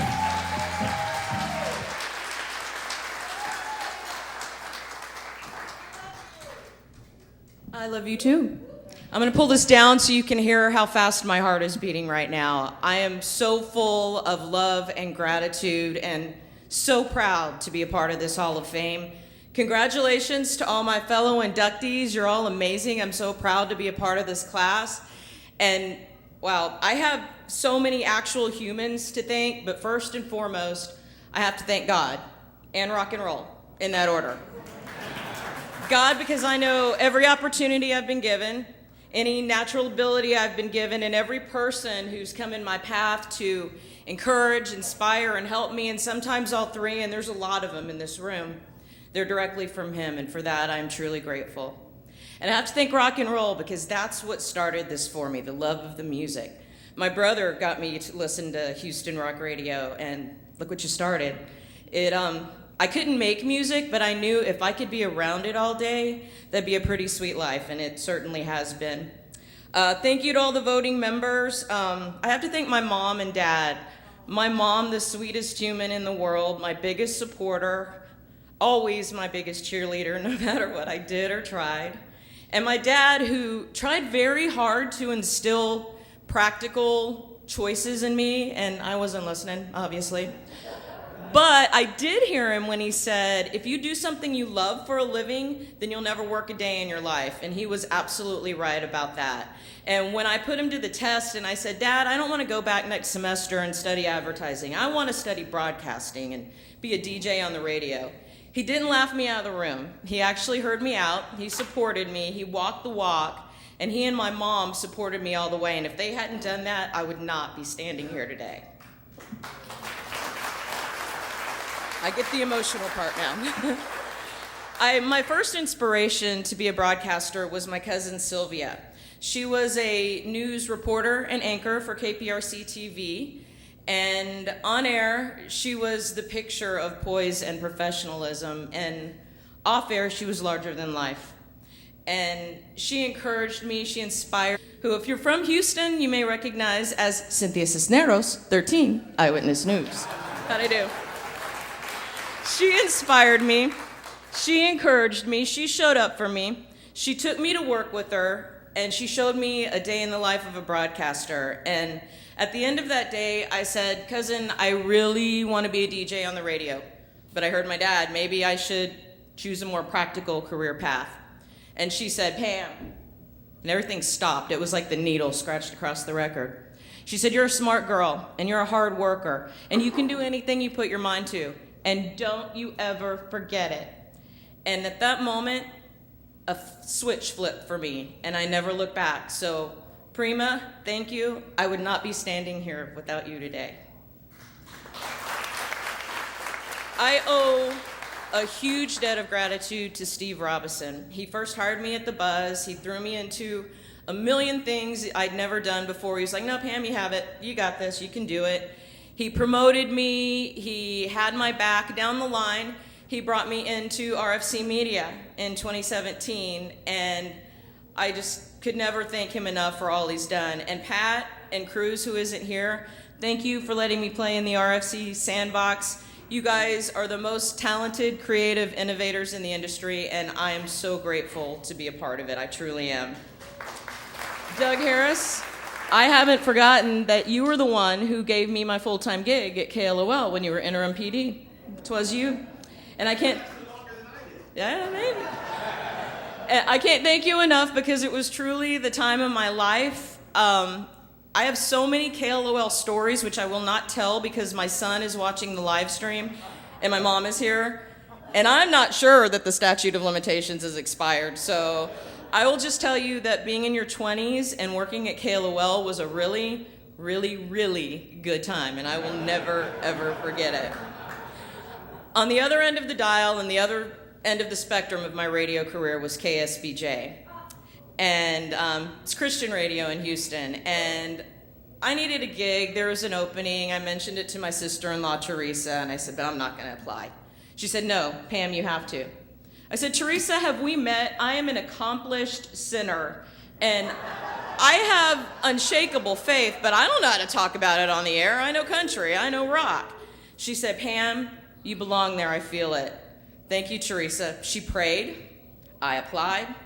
I walked in, and my life was changed forever.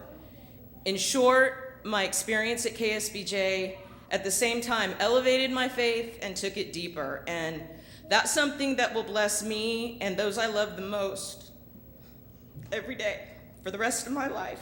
So thank you, Susan O'Donnell and Ty McFarland, for believing this rock chick had something to contribute to Christian radio. It's meant so much to me.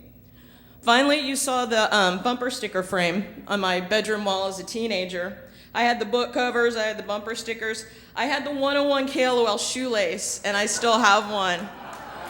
And that was my greatest dream when I was a teenager, to be on the radio. And to go from here to standing here, that's beyond my wildest dream, and I am so very grateful. Thank you all. God bless you all. Rock on, and go Stros. Win it in 6. Thank you.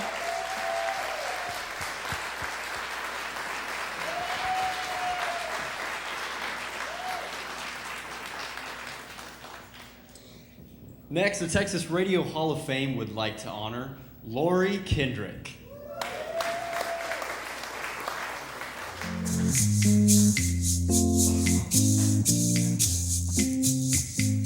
Lori Kendrick credits many hours of interviewing her stuffed animals with a rapid rise in the broadcasting business.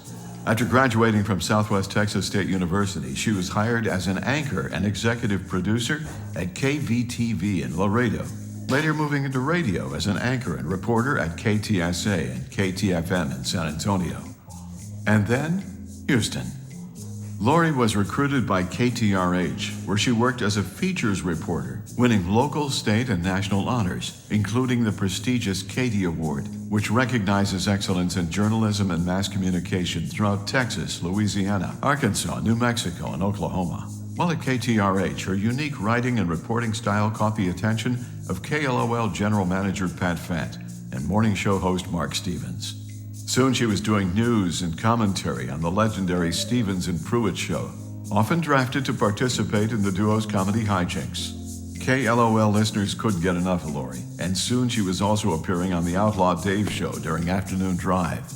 When FM news channel KFNC was launched, Lori was named managing editor and co-host of Afternoon Drive, along with fellow radio legends Jim Pruitt, Brian Shannon, and Jim Carolla.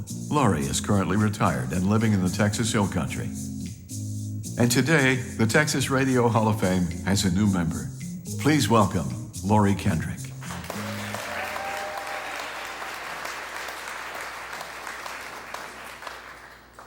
Hi, I'm Lori Kendrick.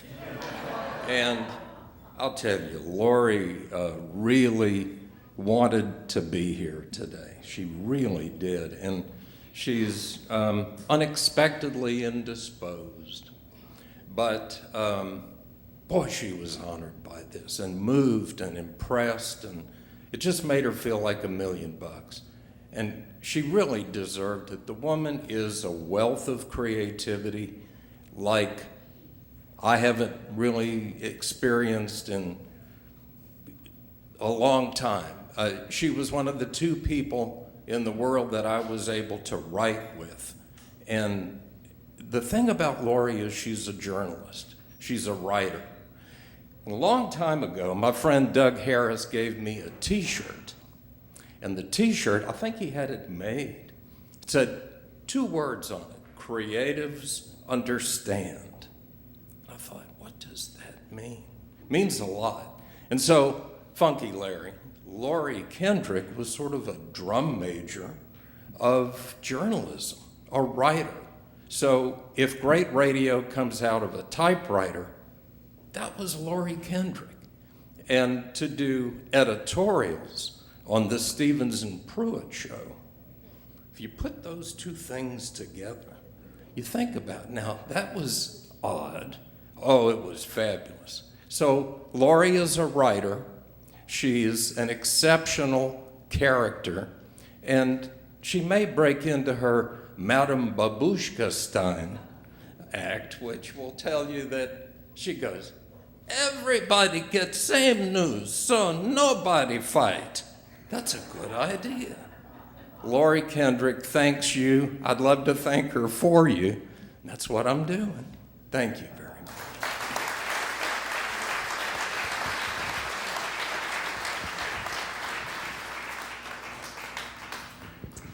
Next, the Texas Radio Hall of Fame would like to honor Pamela McKay.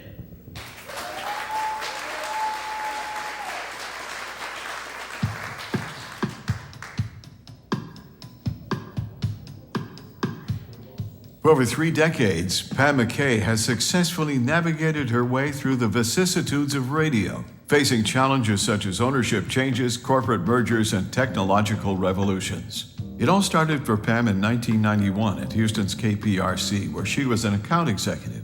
She was soon promoted to local sales manager and then rose through the ranks to become national sales manager and ultimately general sales manager.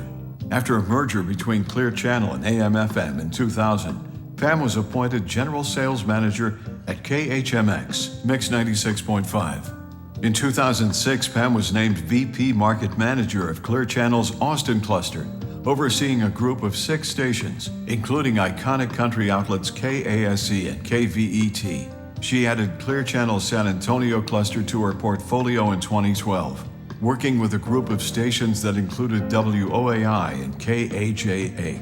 For the past 5 years, Pam has served as Vice President and General Manager of Urban One's Houston cluster, which includes KBXX, The Box, KMJQ Magic 102, and KROI, Praise 92.1. Pam is a board member of the Urban League, the March of Dimes, and the Black Chamber of Commerce. She has received awards from American Women in Radio and Television, the African American Chamber of Commerce, the Alliance for Women in Media, Radio Inc., and the National Diversity Council. And today, the Texas Radio Hall of Fame welcomes Pam McKay to our induction rolls.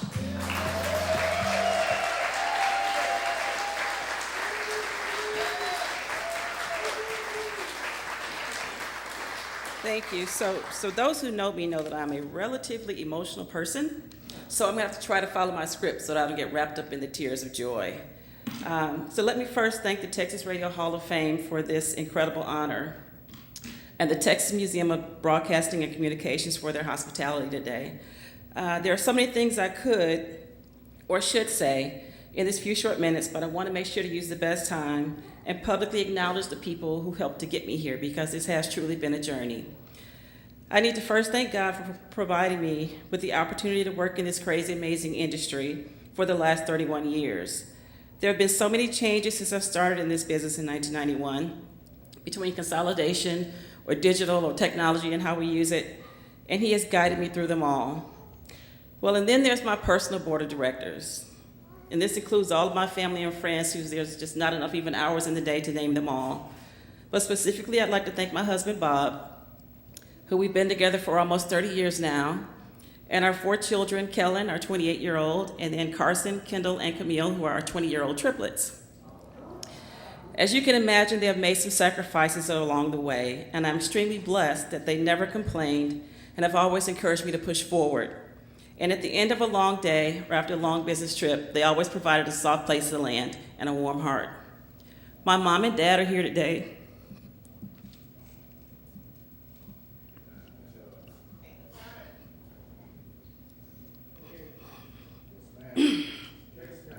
You know, one of the best gifts in life is to have parents that just love you unconditionally. And that's what they've done for me. They truly are my superheroes. My Uncle David is here with me as well. And he's like that penny that just always shows up no matter what's going on. Whether it was graduation or wedding or whatever, he always finds a way to be there. He's also my golfing and fishing buddy and always makes time for me, and I love you for that. I surely cannot forget the hundreds of amazingly smart and creative people that I've worked with over the years. The incredible teams at Clear Channel and iHeartMedia in Houston, Austin, and San Antonio. My rock star team at Radio 1 Houston. I mean, what can I say? This team truly believes in what we do when they show up every day to prove it. And Funky Larry, I'm very proud of you, my friend. Congratulations. I'd be remiss if I did mention the people who were instrumental as mentors for me as well. Thanks to Muriel Funches, Dusty Black, Eddie Martini, and Susan Karras for their personal and professional guidance over the years. My family has heard me tell this story, but I just want to tell it to this group here today. Early on in my career, I was asked to participate on this executive leadership team. I was a little surprised by it because I thought there were a lot of people who were a lot more qualified to do it than I was. But this group required us to go to New York once a month for these meetings. So we would go into the boardroom, and I would notice that the guys would take off their jackets and they put the jacket on the back of one chair, and they put their computer bag in another chair, and then they sit in the chair. And then we'd go in, and I would sit and I would hold my computer bag, you know, right down by my leg, you know, only taking up this little bit of space. And so one day, Susan, who was a mentor of mine, she called me. She said, you know, you want to know why those guys feel okay with putting their jacket on a chair, computer in a chair, sitting in the chair? It's because they feel like they have earned their spot at that table. And I need for you to flip the switch and realize that you too have earned your seat at that table. So claim it.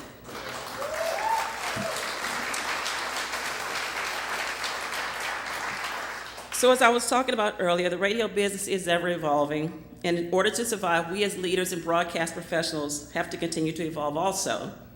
And that evolution has to continue to be inclusive of people from varying backgrounds and experiences. And I'm proud to announce that Radio 1 Houston will be joining some of our other Houston broadcasters in providing a $1,000 scholarship for a lucky Houston student on behalf of the Texas Radio Hall of Fame.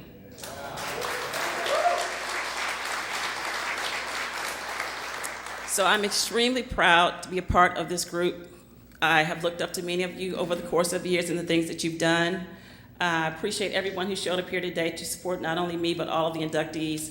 And Doug, thank you so much for all your thoughtfulness. Josh, all your hard work. And thank you guys so much.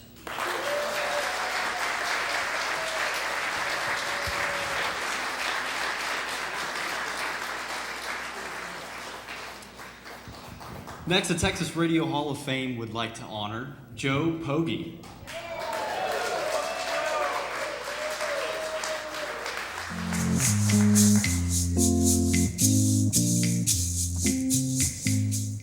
So let me ask a question. Can you imagine a better job for a young man graduating from college than youth marketing director for the state of Texas with the Lone Star Brewing Company? Joe Pogge certainly couldn't. And by assuming that mantle, he launched a legendary career in marketing. In 1982, Joe transitioned from beer to radio, signing on with KKBQ 93Q, the home of the Q Morning Zoo. A non-stop succession of stunts and promotions followed. One of the most memorable resulted from a commitment made by Houston Rockets general manager Steve Patterson, who said that for the team to win in the playoffs, Houston fans should be more like hardcore Lakers fan Jack Nicholson. Wear some Rockets merch, get there early, yell at the refs, and stay till the end. This call to arms inspired Joe, and he bought 16,000 pairs of sunglasses to be passed out to everyone attending a Rockets playoff game, so that all the fans could be just like Jack. Joe left 93Q to help launch KHMX Mix 96.5. After achieving success there, he signed on with the Houston Aeros, bringing his marketing expertise to bear on Houston's new hockey team. In the process, the Aeros attained an attendance average of over 15,000 per game, a league record.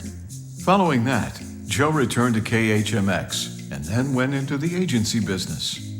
Joe is a past president of the University of Houston Alumni Association and a member of the Houston Golf Association. He plays golf at the Quail Valley Golf Course and has an 11 handicap, or so he says. And today, Joe Pogge joins the ranks of hundreds of esteemed Texas broadcasters in the Texas Radio Hall of Fame.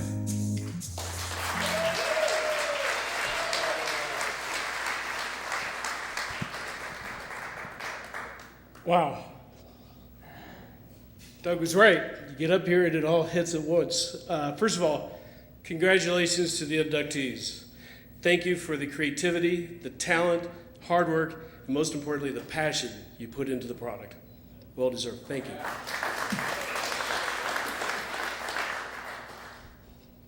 Through the course of life, several people influence you. I've had many, and I've got a long list to say thank you. So be patient, because I'm going to abbreviate it to two. And they came in and surprised me. My brothers, Ron and Jack Pogge, right back there. Stand up.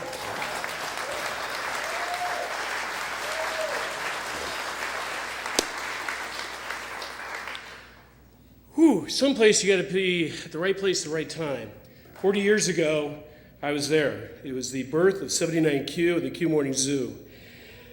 That experience lasted 8 years. The individuals, the talent, the creativity, the energy, the vision, the fun, the excitement, and the milestones that we put together was unbelievable.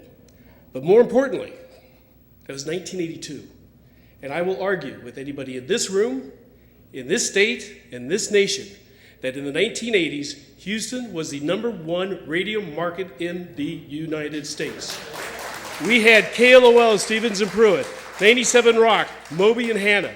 We had Lee Jolly on KFMK. We had The Snowman. We had Joe Kidd and Pam Ivy, Paul Christie, Dana Steele, 93 Q Morning Zoo.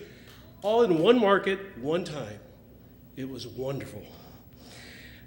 Landon taught me several things about radio. The first one I use today when I do my golf show. It's about an interview. He says, with an interview, do your research, ask a question, shut up. So I had the opportunity to interview Jack Nicklaus. They said, you got 5 minutes. So it came my time, and I said, Jack, my listeners really want to know where your grandson is going to play tight end in college football. Boom. My interview went on for 25 minutes, and we never talked about golf. If you didn't know, Jack's grandson went on to play college football at Florida State, turning down both Wisconsin and Ohio State. The only thing that was the question that kind of went over the head of my listeners, I said, Jack, if right now you could go to your favorite fishing hole in the entire world, where would it be? He goes, where there's this lagoon on the south side of New Zealand. Well, you might like, but totally fascinating. The next thing Lander told me is radio is creativity and imagination. He told me if it's done correctly and you sell it, Houstonians in July will look out their window to see if it's snowing. So I have a story to share with you about radio and how it can do that. It was 1988. Springsteen is touring, Born in the USA tour. He's coming into the summit. Our 93 UQ offices are in Greenway Plaza, right behind it. That morning of the show, all we're talking about, Springsteen, boss tonight, marathon show. Oh, we got to work tomorrow. We can't, we'll see how late it goes. Anyway, next morning, we all left about 10:40. Boss is still playing. And Lander goes, well, Archer was going to stay and call us. So about 6:30, we're sitting going, we left at 10:40. Archer calls. John, what a show. He played till 11:45. We were exhausted. We were sweaty. We couldn't move. At about 12:10, security, there's about 60 of us, security came up to us and says, you got to go. You got to go. So we got up, get to the office. John, he came back out. And all of a sudden you hear in the background, he's still playing. And so we start talking about this. Now this is before cell phones and internet and instant messaging, right? So at 8:30, my right hand, Jennifer Jackson, she calls and says, Joe, Mike McGee is in the lobby. So I walk out and go, Mike, how are you? Joe, I am not happy. I go, Mike, I have over 500 people demanding to get back into the summit to see the Boss Marathon concert. So you program directors will understand this. I said, okay. If I go back and tell Lander what's happening, he's going to talk more. So I said, I'll take Mike McGee into the studio and let him talk to John. So they diffused it. This is about 8:45. Fast forward to 10:30. Jennifer, Joe, Mike McGee's on the phone. I said, okay. Hey, Mike, how you doing? Joe, I am not happy. I go, Mike, you're in the studio. Joe, I've been on the phone for the last 30 minutes with Disney getting my butt chewed out. I said, why? He goes, we went on sale today with Disney on Ice. We have sold no tickets because all of our phone lines are flooded with people wanting refunds or tickets back into the Boss Marathon show. I said, oh. Anyway, what that shows you is the talent we have with radio. It's creativity, it's imagination. Radio is the people. That's one of the things I had so much fun with. I am not up here to accept this today. I'm up here to represent the teams from 93Q and Mix 96.5. Those 50 to 100 individuals, we created so much fun. And that's what it's all about. The creativity, vision, the community, the camaraderie, passion, hunger, and the friendship. Radio's fun. Radio wasn't work, it was one great family. It's funny, like last night, whenever you run into radio people, I don't know if you've noticed this, You immediately start talking, and he starts sharing stories. And then it's like, oh, I got a story. And then I got a story. Last night at the back porch, and then the lights went out. But through the years of my radio, I thank my lucky stars, I've worked with some talented individuals. John Lander, Pete Schulte, Clancy Woods, Guy Cipolian, and so many others, but also all the other GMs, salespeople, engineer, promotions, marketing, administrative assistants, the mascots, the phone jocks, production, on-air talent, you name it. They all made one commitment: make good radio and entertain. So, Doug, this is my political time. Get ready to cut the mic. I am in the minority.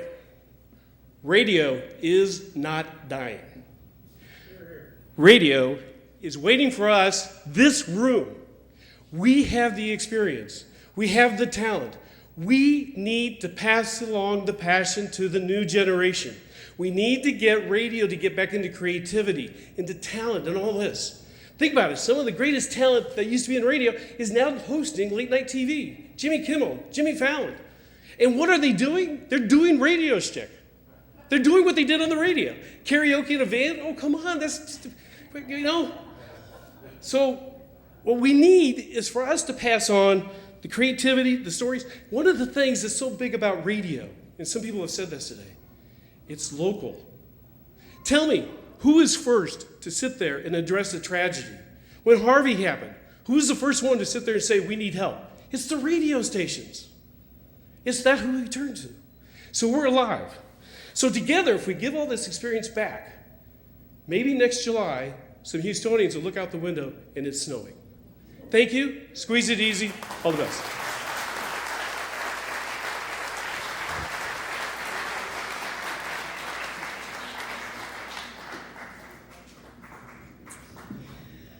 All right. The Texas Radio Hall of Fame would now like to honor Kelly Raspberry.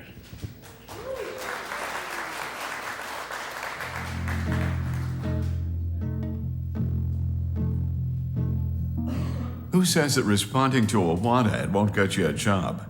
Certainly not Kelly Raspberry, who started her radio career in Florence, South Carolina, at the age of 19.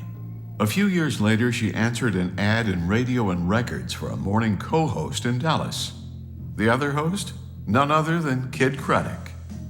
The news show went from worst to first in Dallas and was then syndicated, with affiliates all over Texas and the United States. Following Craddock's untimely passing in 2013, Kelly was quickly back on the air, carrying the flame that Craddock lit on the rechristened Kid Craddock Morning Show, taking the program to even greater heights. It is likely that Kelly is the most listened to female radio personality in the state's history.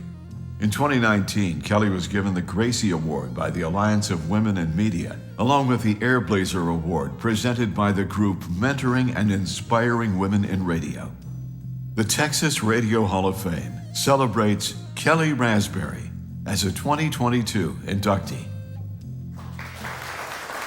Hey, I want to thank y'all for giving me the opportunity to record a video here. I'm just so sorry I couldn't be there for the induction ceremony today, but I want to thank the executive director of the Hall of Fame, Mr. Doug Harris, and to everyone on the committee for putting on such a beautiful ceremony. And again, I'm just so sorry I couldn't be there. But I do want to thank everyone for this incredible honor. When Kid Craddock hired me from Florence, South Carolina, a little radio station there 28 years ago, I had no idea what I was getting myself into. But for the next 19 years, I had the honor and the privilege of being Kid Craddock's radio wife, and until he passed away in 2013. So he's no longer with us here on this earth, but now I'm just really so honored that we're going to be reunited again in the Texas Radio Hall of Fame, where he's already been inducted. So thank you for allowing that to happen. Also, in addition to Kid, I need to thank the people who I work with every day. Big Al has been here with me the longest, almost 28 years. JC, we've got part-time Justin, Anna, Nick, who's helping me with this video, Trey, everybody. It's too many people to name, but thank you all for making my job so much fun and getting me through some really tough times sometimes in the morning. But But I also want to thank the audience. You know, when Kid died, the audience could have left, you know, and they didn't. They stayed and they supported us. And without our listeners, I wouldn't have a radio job. So thank you to all of our audience with the Kid Craddock Morning Show. And I really want to give a special thank you to our boss man, George Laughlin. It was George who really went to bat for us when Kid passed away. He went to the powers that be in New York City and fought to keep the show on the air because a lot of people thought we'd be canceled when Kid died. But George got him to give us 30 days, and we took that 30 days, and we made it work. But without George fighting for us, that wouldn't have happened. So thank you, boss man. And also something very special, you know, George is the president of Yay Networks, which is the parent company of our morning show, and wanted to do something special today, since I couldn't be there. But we're making a $1,000 donation to the Texas Radio Hall of Fame to create a scholarship to help a Texas college student who is very deserving of this scholarship and also pursuing a career in broadcasting. So thank you again for letting me just say a few words of thanks today. It's such an honor, and I'm just so proud to say that I am now in the Texas Radio Hall of Fame. Thank you.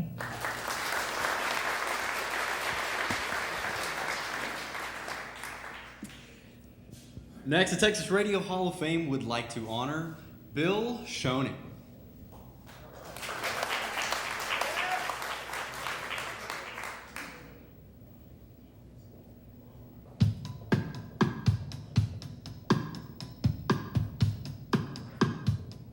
It was listening to Philadelphia Phillies baseball broadcasts while he was growing up that convinced Bill Schoening he wanted to be a sports broadcaster. After graduating from the American Academy of Broadcasting, Bill got his first radio job in Illinois, later moving to La Mesa and then Huntsville, where he called football, basketball, and baseball games for Sam Houston State University. In 1989, Bill was hired by the University of Texas at Austin, working as a color analyst for Longhorns football and basketball, later moving into a play-by-play role. He also handled play-by-play duties for Longhorns baseball games for 12 years while in Austin and hosted sports talk shows on KLBJ and KVET. The San Antonio Spurs basketball team hired Bill to do play-by-play in 2001. But because of overlapping seasons, he called games for both the Longhorns and the Spurs that fall. Bill is now in his 21st season with the Spurs, having worked over 2,000 consecutive games. Over the years, Bill has called games for the National Football League and Major League Baseball, along with arena football games. Bill has been honored 4 times with the Associated Press Top Texas Play-by-Play Award, also winning the 2014 Texas Sportscaster of the Year Award from the National Sportscasters and Sports Writers Association. Bill has released a number of CDs containing his original songs and published the book Stories, Sports, and Songs, Tales and Tunes by a Play-by-Play Lifer. And today, Bill Schoening joins the ranks of hundreds of esteemed Texas broadcasters in the Texas Radio Hall of Fame.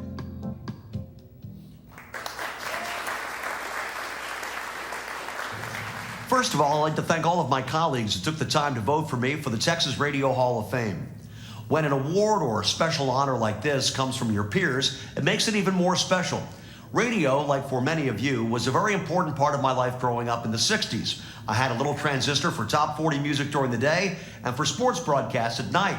In 1969, while listening to Byram Som call a Phillies-Giants game from the West Coast, I made up my mind that night. That's what I wanted to do, play-by-play on the radio. I wanted little kids to fall asleep listening to my voice. My career started 10 years later in a small town in the Midwest, but there wasn't enough sports to broadcast at that station. So a year later, I accepted a play-by-play news position at KPET in La Mesa, Texas. After 3 years of calling a ton of football, basketball, and baseball games, I got my first college play-by-play gig at Sam Houston State University in Huntsville. There, I covered the university's athletic department and the Texas Department of Corrections. I covered 29 lethal injections for the Associated Press. I was actually at an AP convention in Odessa, introduced as the voice of death in Texas. After 6 years at KSAM, I got a huge break. I was hired to be a full-time sports reporter at KLBJ in Austin, and that coincided with my stint on the Texas Longhorn Radio Network.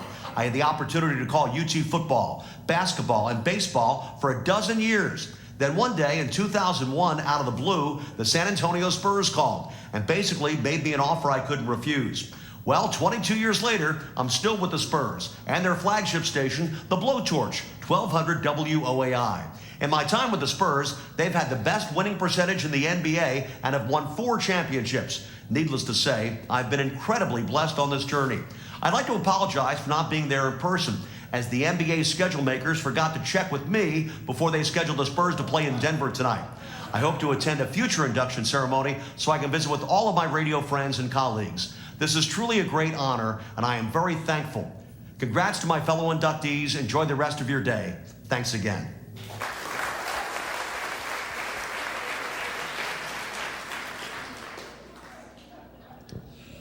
The Texas Radio Hall of Fame would now like to honor Hannah Storm.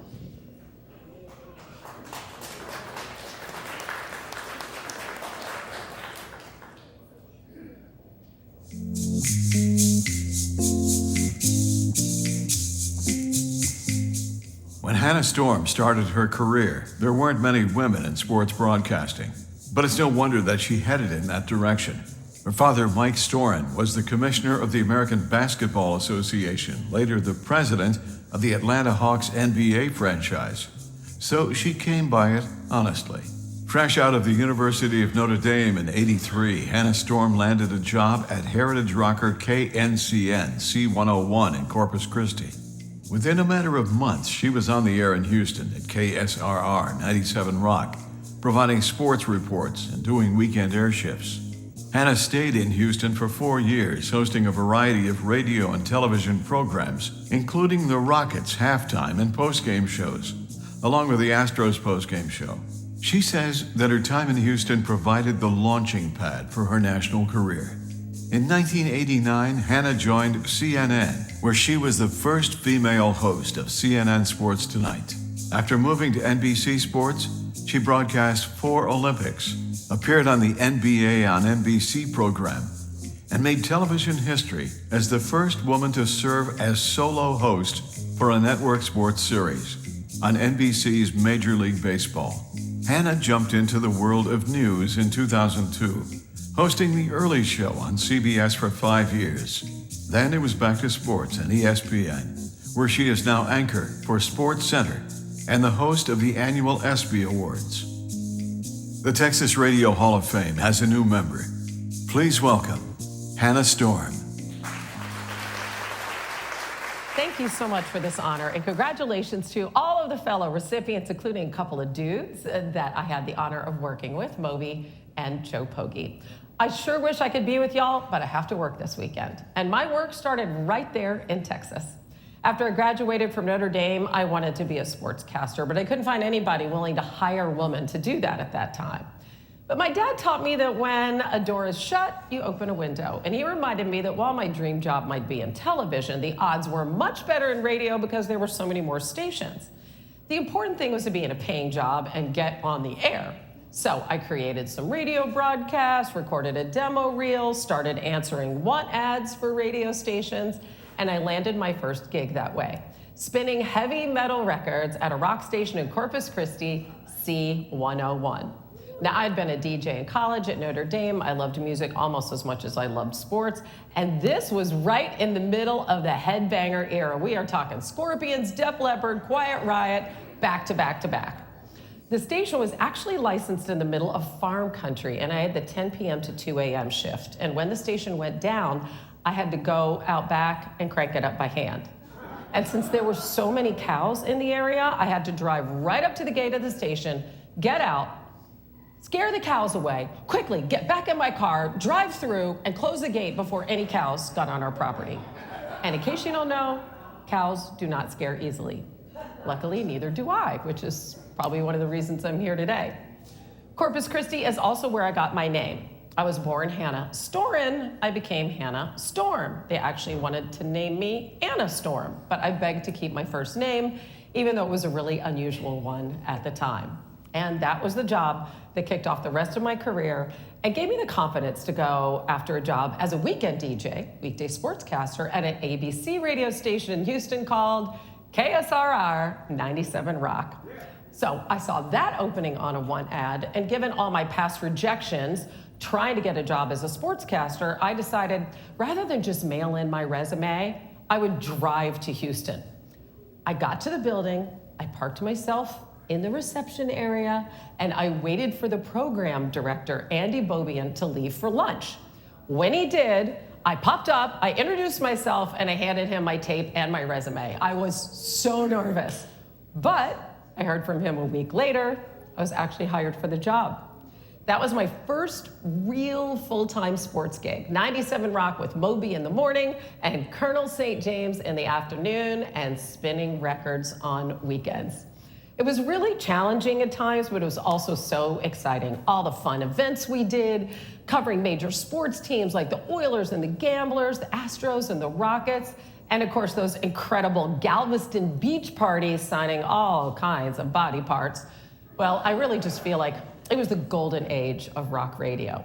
So I want to thank you, Texas Radio, all of those of you who make Texas Radio go.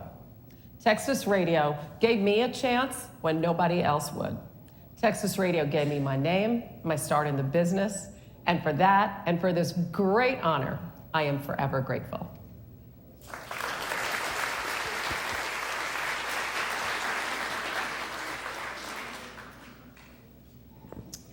The Texas Radio Hall of Fame would now like to honor Maria Todd.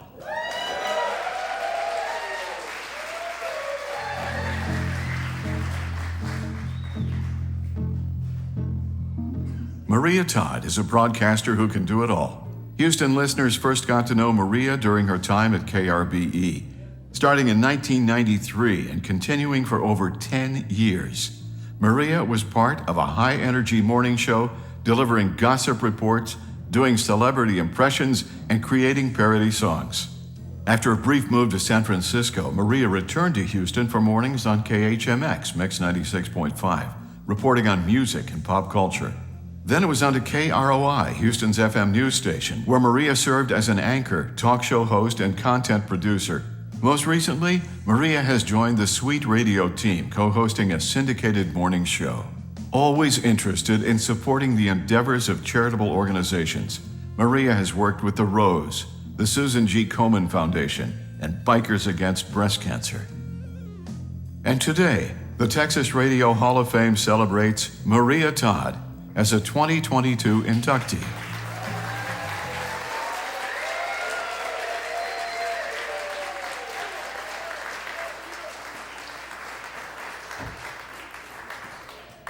Won't he do it? Somebody knows the answer to that. Won't he do it? Thank you, Muriel. Anyway, I want to thank God that I'm here. I can't believe it. This whole thing was a surprise to me. I kind of live in a shell now, but I happened to go to my Facebook page and I looked and everybody was congratulating me and telling me, oh, you're so great. It's about time. It's well deserved. And I thought, what did I do? So I called my boss, Cruz, at the time, and he told me, no, you're inducted into the Texas Radio Hall of Fame. So I went back, I'm like, God, I gotta thank everybody. So I had to get back and make a post to thank everybody. So let me say this, did anybody else learn something today about somebody they thought they knew? After you heard them make their speech up here? I have learned so much about so many people that I did not know. But let me get to the written remarks, okay? We'll make it quick this way, and we have to put on the cheating glasses now. Not the young thing I was. So, radio people and everybody who loves and supports us, thank you for moving to cities you didn't want to move to, for making friends with people you don't make friends with, learning slang you didn't want to learn and having to drop it when you move somewhere else. Thank you all for all of that. I know it wasn't easy. I want to thank my mom and my brother for being here. I have a small family, so I have them all with me, and I'm grateful for that. My dad passed on a few years ago, Te amo, papi. And I'm not gonna cry because nobody else did. I'm really happy to be here. I can't believe all the people in this room. I have worked with you. I worked before you or after you or got fired by the same people. So thank you to all those folks, and you guys have thanked everybody, so I'm not gonna thank a bunch of people. You already been thanked. I'll just... All right. one thing about coming to these awards, everybody's speech, they have the most beautiful voices. Could listen to them forever. Love it. It's great. I've been to awards where not only do you not want to listen to them because they have awful voices, but the awards are boring. These have been so interesting and eye-opening for me. I could stay here all day, but I'm not going to because I want to drink just like the rest of you. All right. Seriously, this is wonderful to be celebrated for something that I love so much. Like I said, my family's here, and I'm really thrilled. And the one person I want to thank that I didn't thank yet is, well, actually two. My friend Taylor for coming all the way up here to help me out. And then also my hero who doesn't wear a cape, because you don't need a cape, baby. You got me. Now, I want everybody to take their right hand and put it on your left shoulder. I'll demonstrate like this. Take your left hand and put it on your right shoulder. Give yourself a squeeze. I love you. Thank you. Have a great day.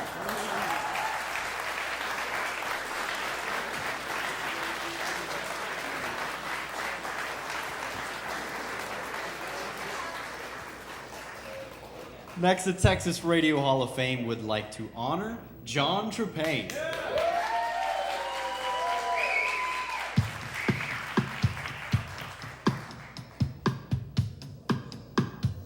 John Trepayne started early, and he started fast.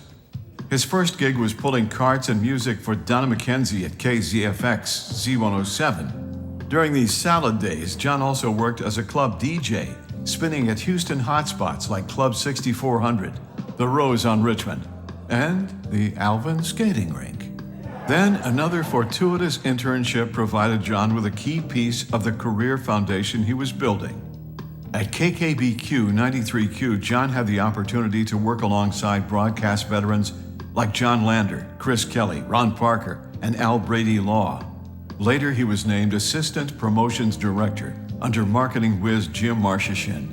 In 1991, John took a three-hat gig as Assistant Program Director, Music Director, and Marketing Director at KIOC, K106 in Beaumont. After a trip east and a brief stop in Shreveport, Louisiana, John came back to Houston, where he produced the morning show at KKBQ. He added music director duties not long after that, which led to positions at Giant Reprise Records and Dreamcatcher Records, working with artists like Clay Walker, Dwight Yoakam, and Kenny Rogers. John returned to radio in 2001, working for 2 years as assistant program director and music director for Kick and Kilt in Houston. In 2009, John was back in the record business with Capitol Records, and in 2012, he moved to EMI Nashville, where he works with Eric Church, Alan Jackson, and Gary Allen in his position as Southwest Regional Manager. And today, the Texas Radio Hall of Fame has a new member. Please welcome John Trepayne.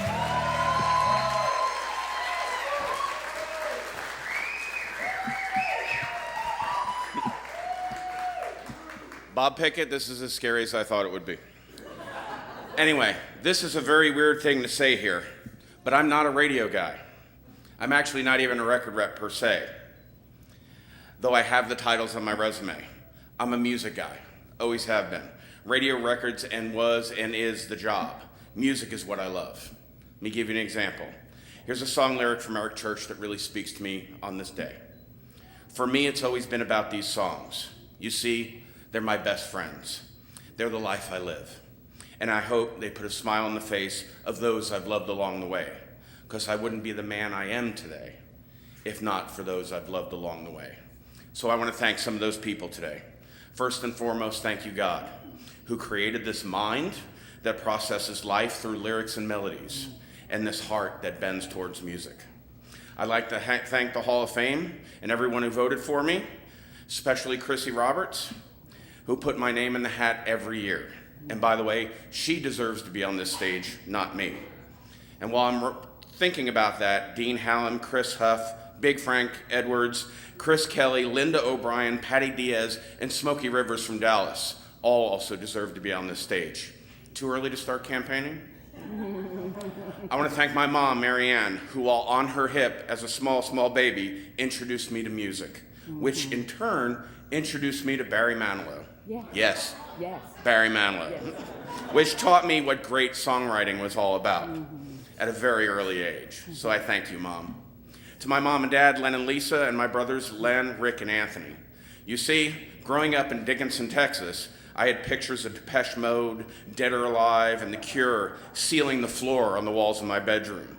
I dressed just like Ducky from Pretty in Pink. And I was in the drama crowd. My family did not always understand me, but they never tried to change me and always loved me. I'd like to thank Kathy Forsyth. When she asked me what my plan was for college, I said, and I quote, "I'm going to take the classes I like, drop the ones I don't, get an internship, get a job, and quit school." Which is exactly what I did. And she still had me back to the college every year to speak to the students, as long as I didn't mention what my school plan was. I have to thank Doug Harris. You see, I always wanted to be Doug Harris when I grew up. I still have this check, Doug, from April 24th, 2002, wherever Doug is. I have this check from 2002. I actually can't remember the idea he actually paid me for, but when this check arrived in the mail, I arrived. I am still thrilled every time you call me and bounce around ideas. You're truly a mentor to me. Thank you to Dean Hallen for hiring me at 93Q Country. I was on the beach, working at a used CD store, 24 years old, and already burnt out on the business. But Dean convinced me to get back in. He taught me about passion. He taught me about reaching for that extra inch in every single thing.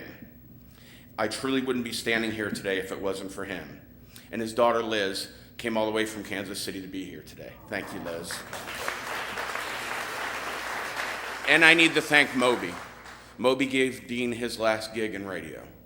We all loved him very much, so thank you, Moby. I gotta thank Darren Davis for asking the question. I know who the record guy is, but I have no idea what this radio guy is. He gave me 3 of my most incredible radio gigs in my career. I learned so much from him, but most importantly, he let me be me, because I am not a normal employee.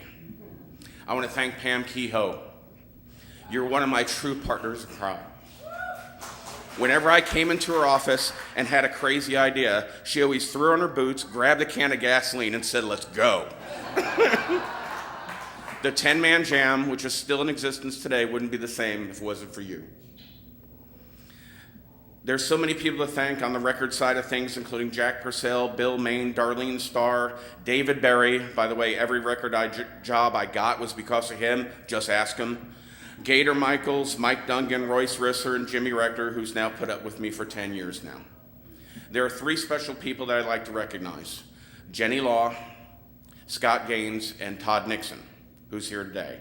I guess you would call them part of my tree. I hired them, and now not only do they work in the business, but they're leaders in our business. They are very dear friends of mine, and I'm very proud to be a very small part of their story. Yeah. Now to the part that I have to hold it together. My family.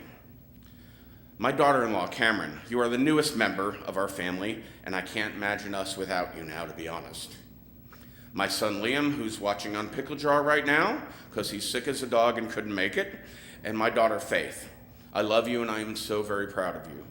I know I miss things chasing this dream of mine. I miss some milestones, and I know that. You made the sacrifices, not me. But I tried to get home in time and be there whenever I could. And you two never made me feel guilty. You both astound me. And Kelly, simply I love you. Then, now, forever. One more song lyric before I go from my favorite band, U2, for Kelly. Every wave that broke me, every song that wrote me, every dawn that woke me was to get me home to you. See, every soul that left me, every heart that kept me, the strangers that protected me, to bring me back to you. Every sweet confusion, every grand illusion, I win and call it losing if the prize is not for you. I love you and thank you for the bottom of my heart for letting me do what I do. Thank you, everyone.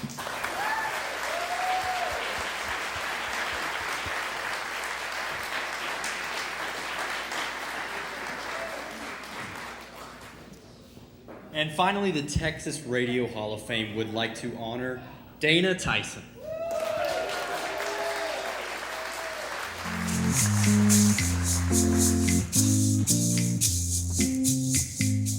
Most radio folks can relate to the WKRP theme song. Got tired of packing and unpacking, town to town, up and down the dial.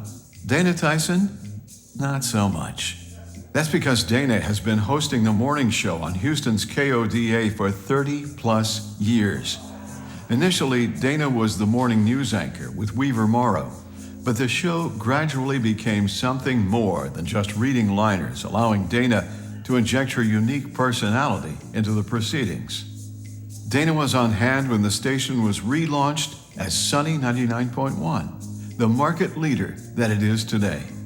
She was also there when the station began playing all Christmas music throughout the holiday season and before.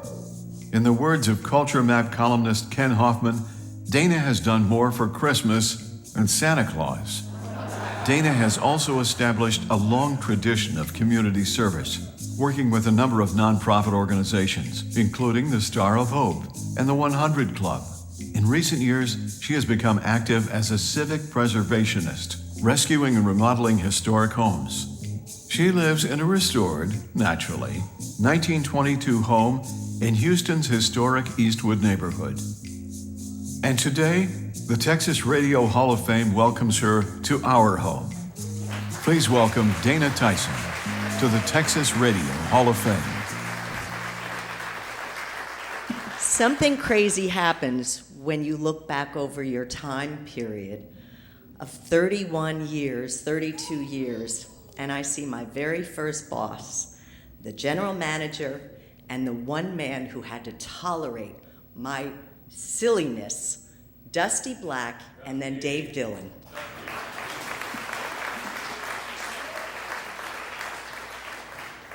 How Dave tolerated me is beyond. It was my husband, Bob, who said, we met each other on Wall Street. We were both stockbrokers, and he said, you need to do radio. And I said, I don't want to do radio. But I did. And I called as Coda was changing. I had worked at a Sunny in California. Coda changed. I called Dave Dillon. He was from, where are you from, Dave? Philadelphia. And I was a New Yorker. And he said, well, this is kind of the interview. What slot do you want? I knew nothing about radio. I said, I don't know. I heard the morning show's good. And he said, I just hired a guy named Weaver Morrow. Listen to him. So Bob and I are lying in bed one morning listening to Weaver, and I go, he sounds so handsome. I think he'll be great. I want to work with Weaver. And so I came in, and Weaver did have me in a little studio, and I'll never forget, every morning, Weaver would talk about Barilla pasta. It was his one client, Barilla pasta. And I one time said, out of character, because I wasn't supposed to speak to him other than the news, Weaver, doesn't your wife make anything other than Barilla pasta? And it was a sales manager that said, and Dave, I don't know what you thought about it, you need to let her talk a little bit more. Maybe it might work. And from then on, and I swear, there was a period of time where Weaver was trying to stop. Any of you guys ever try to stop smoking? Day 7, you're a monster. I packed up my box and I said, I am out of here. And I told Dusty, I'm done. Dusty brings his sweet Tandy in and she goes, Dana, Weaver's trying to stop smoking. It's day 7. So just give him some grace. And I did, and I stayed, and Weaver and I were together for 12 years. Then I had Mark Sherman.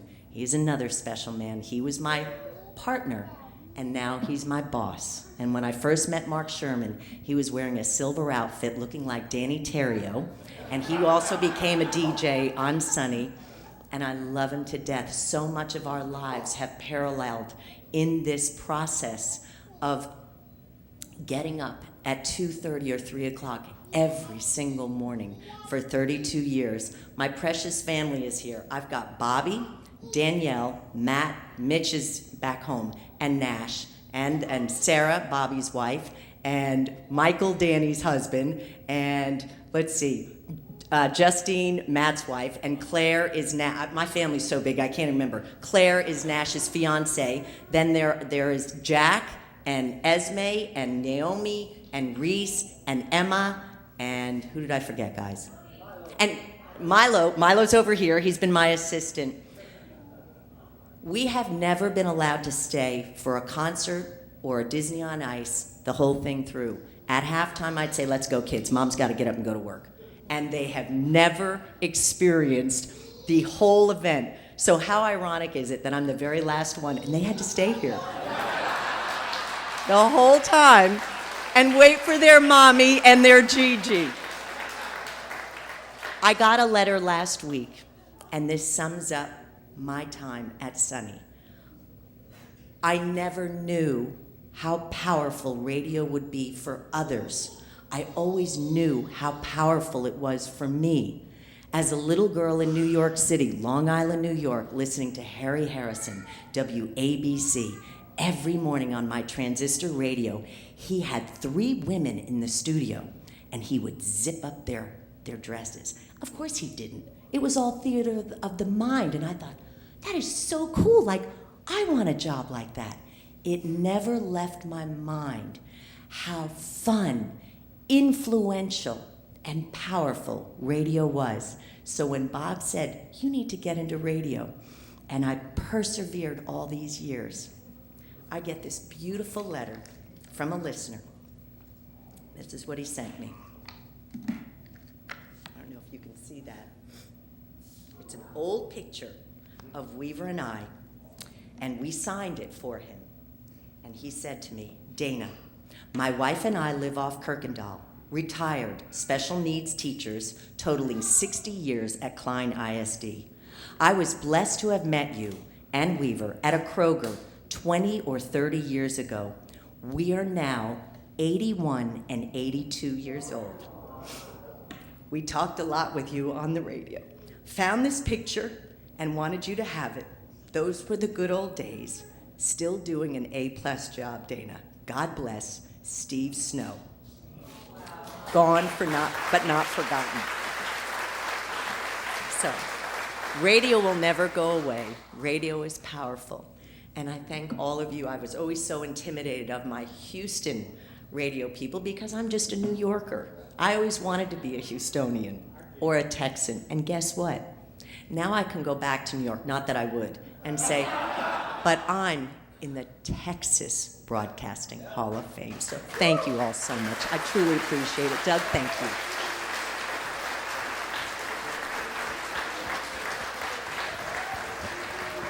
Let's get one more awesome round of applause for our inductees, 2022 inductees.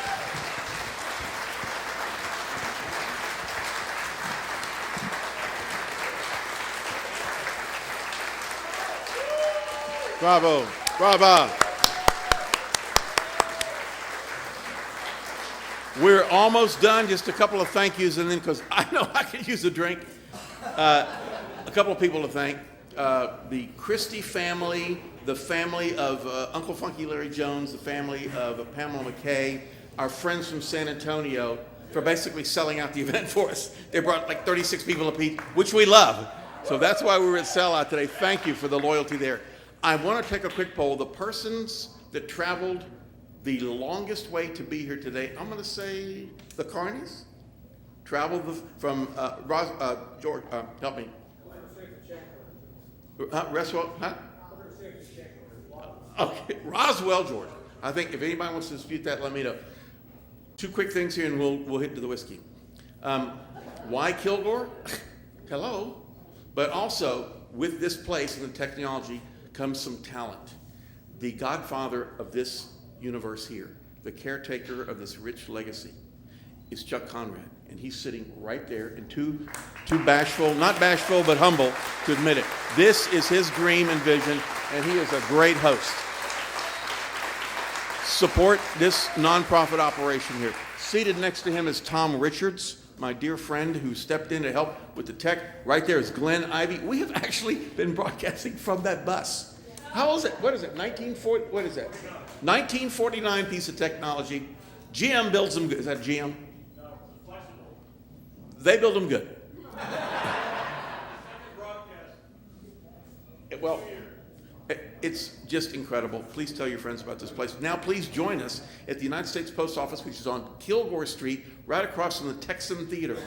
If you need assistance getting up the steps, Please find me when you're there. There are rear entrances with lifts and things like that. Open bar. Drink responsibly.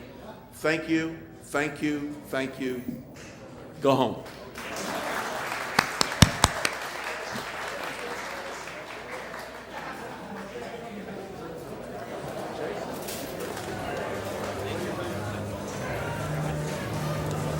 You did good.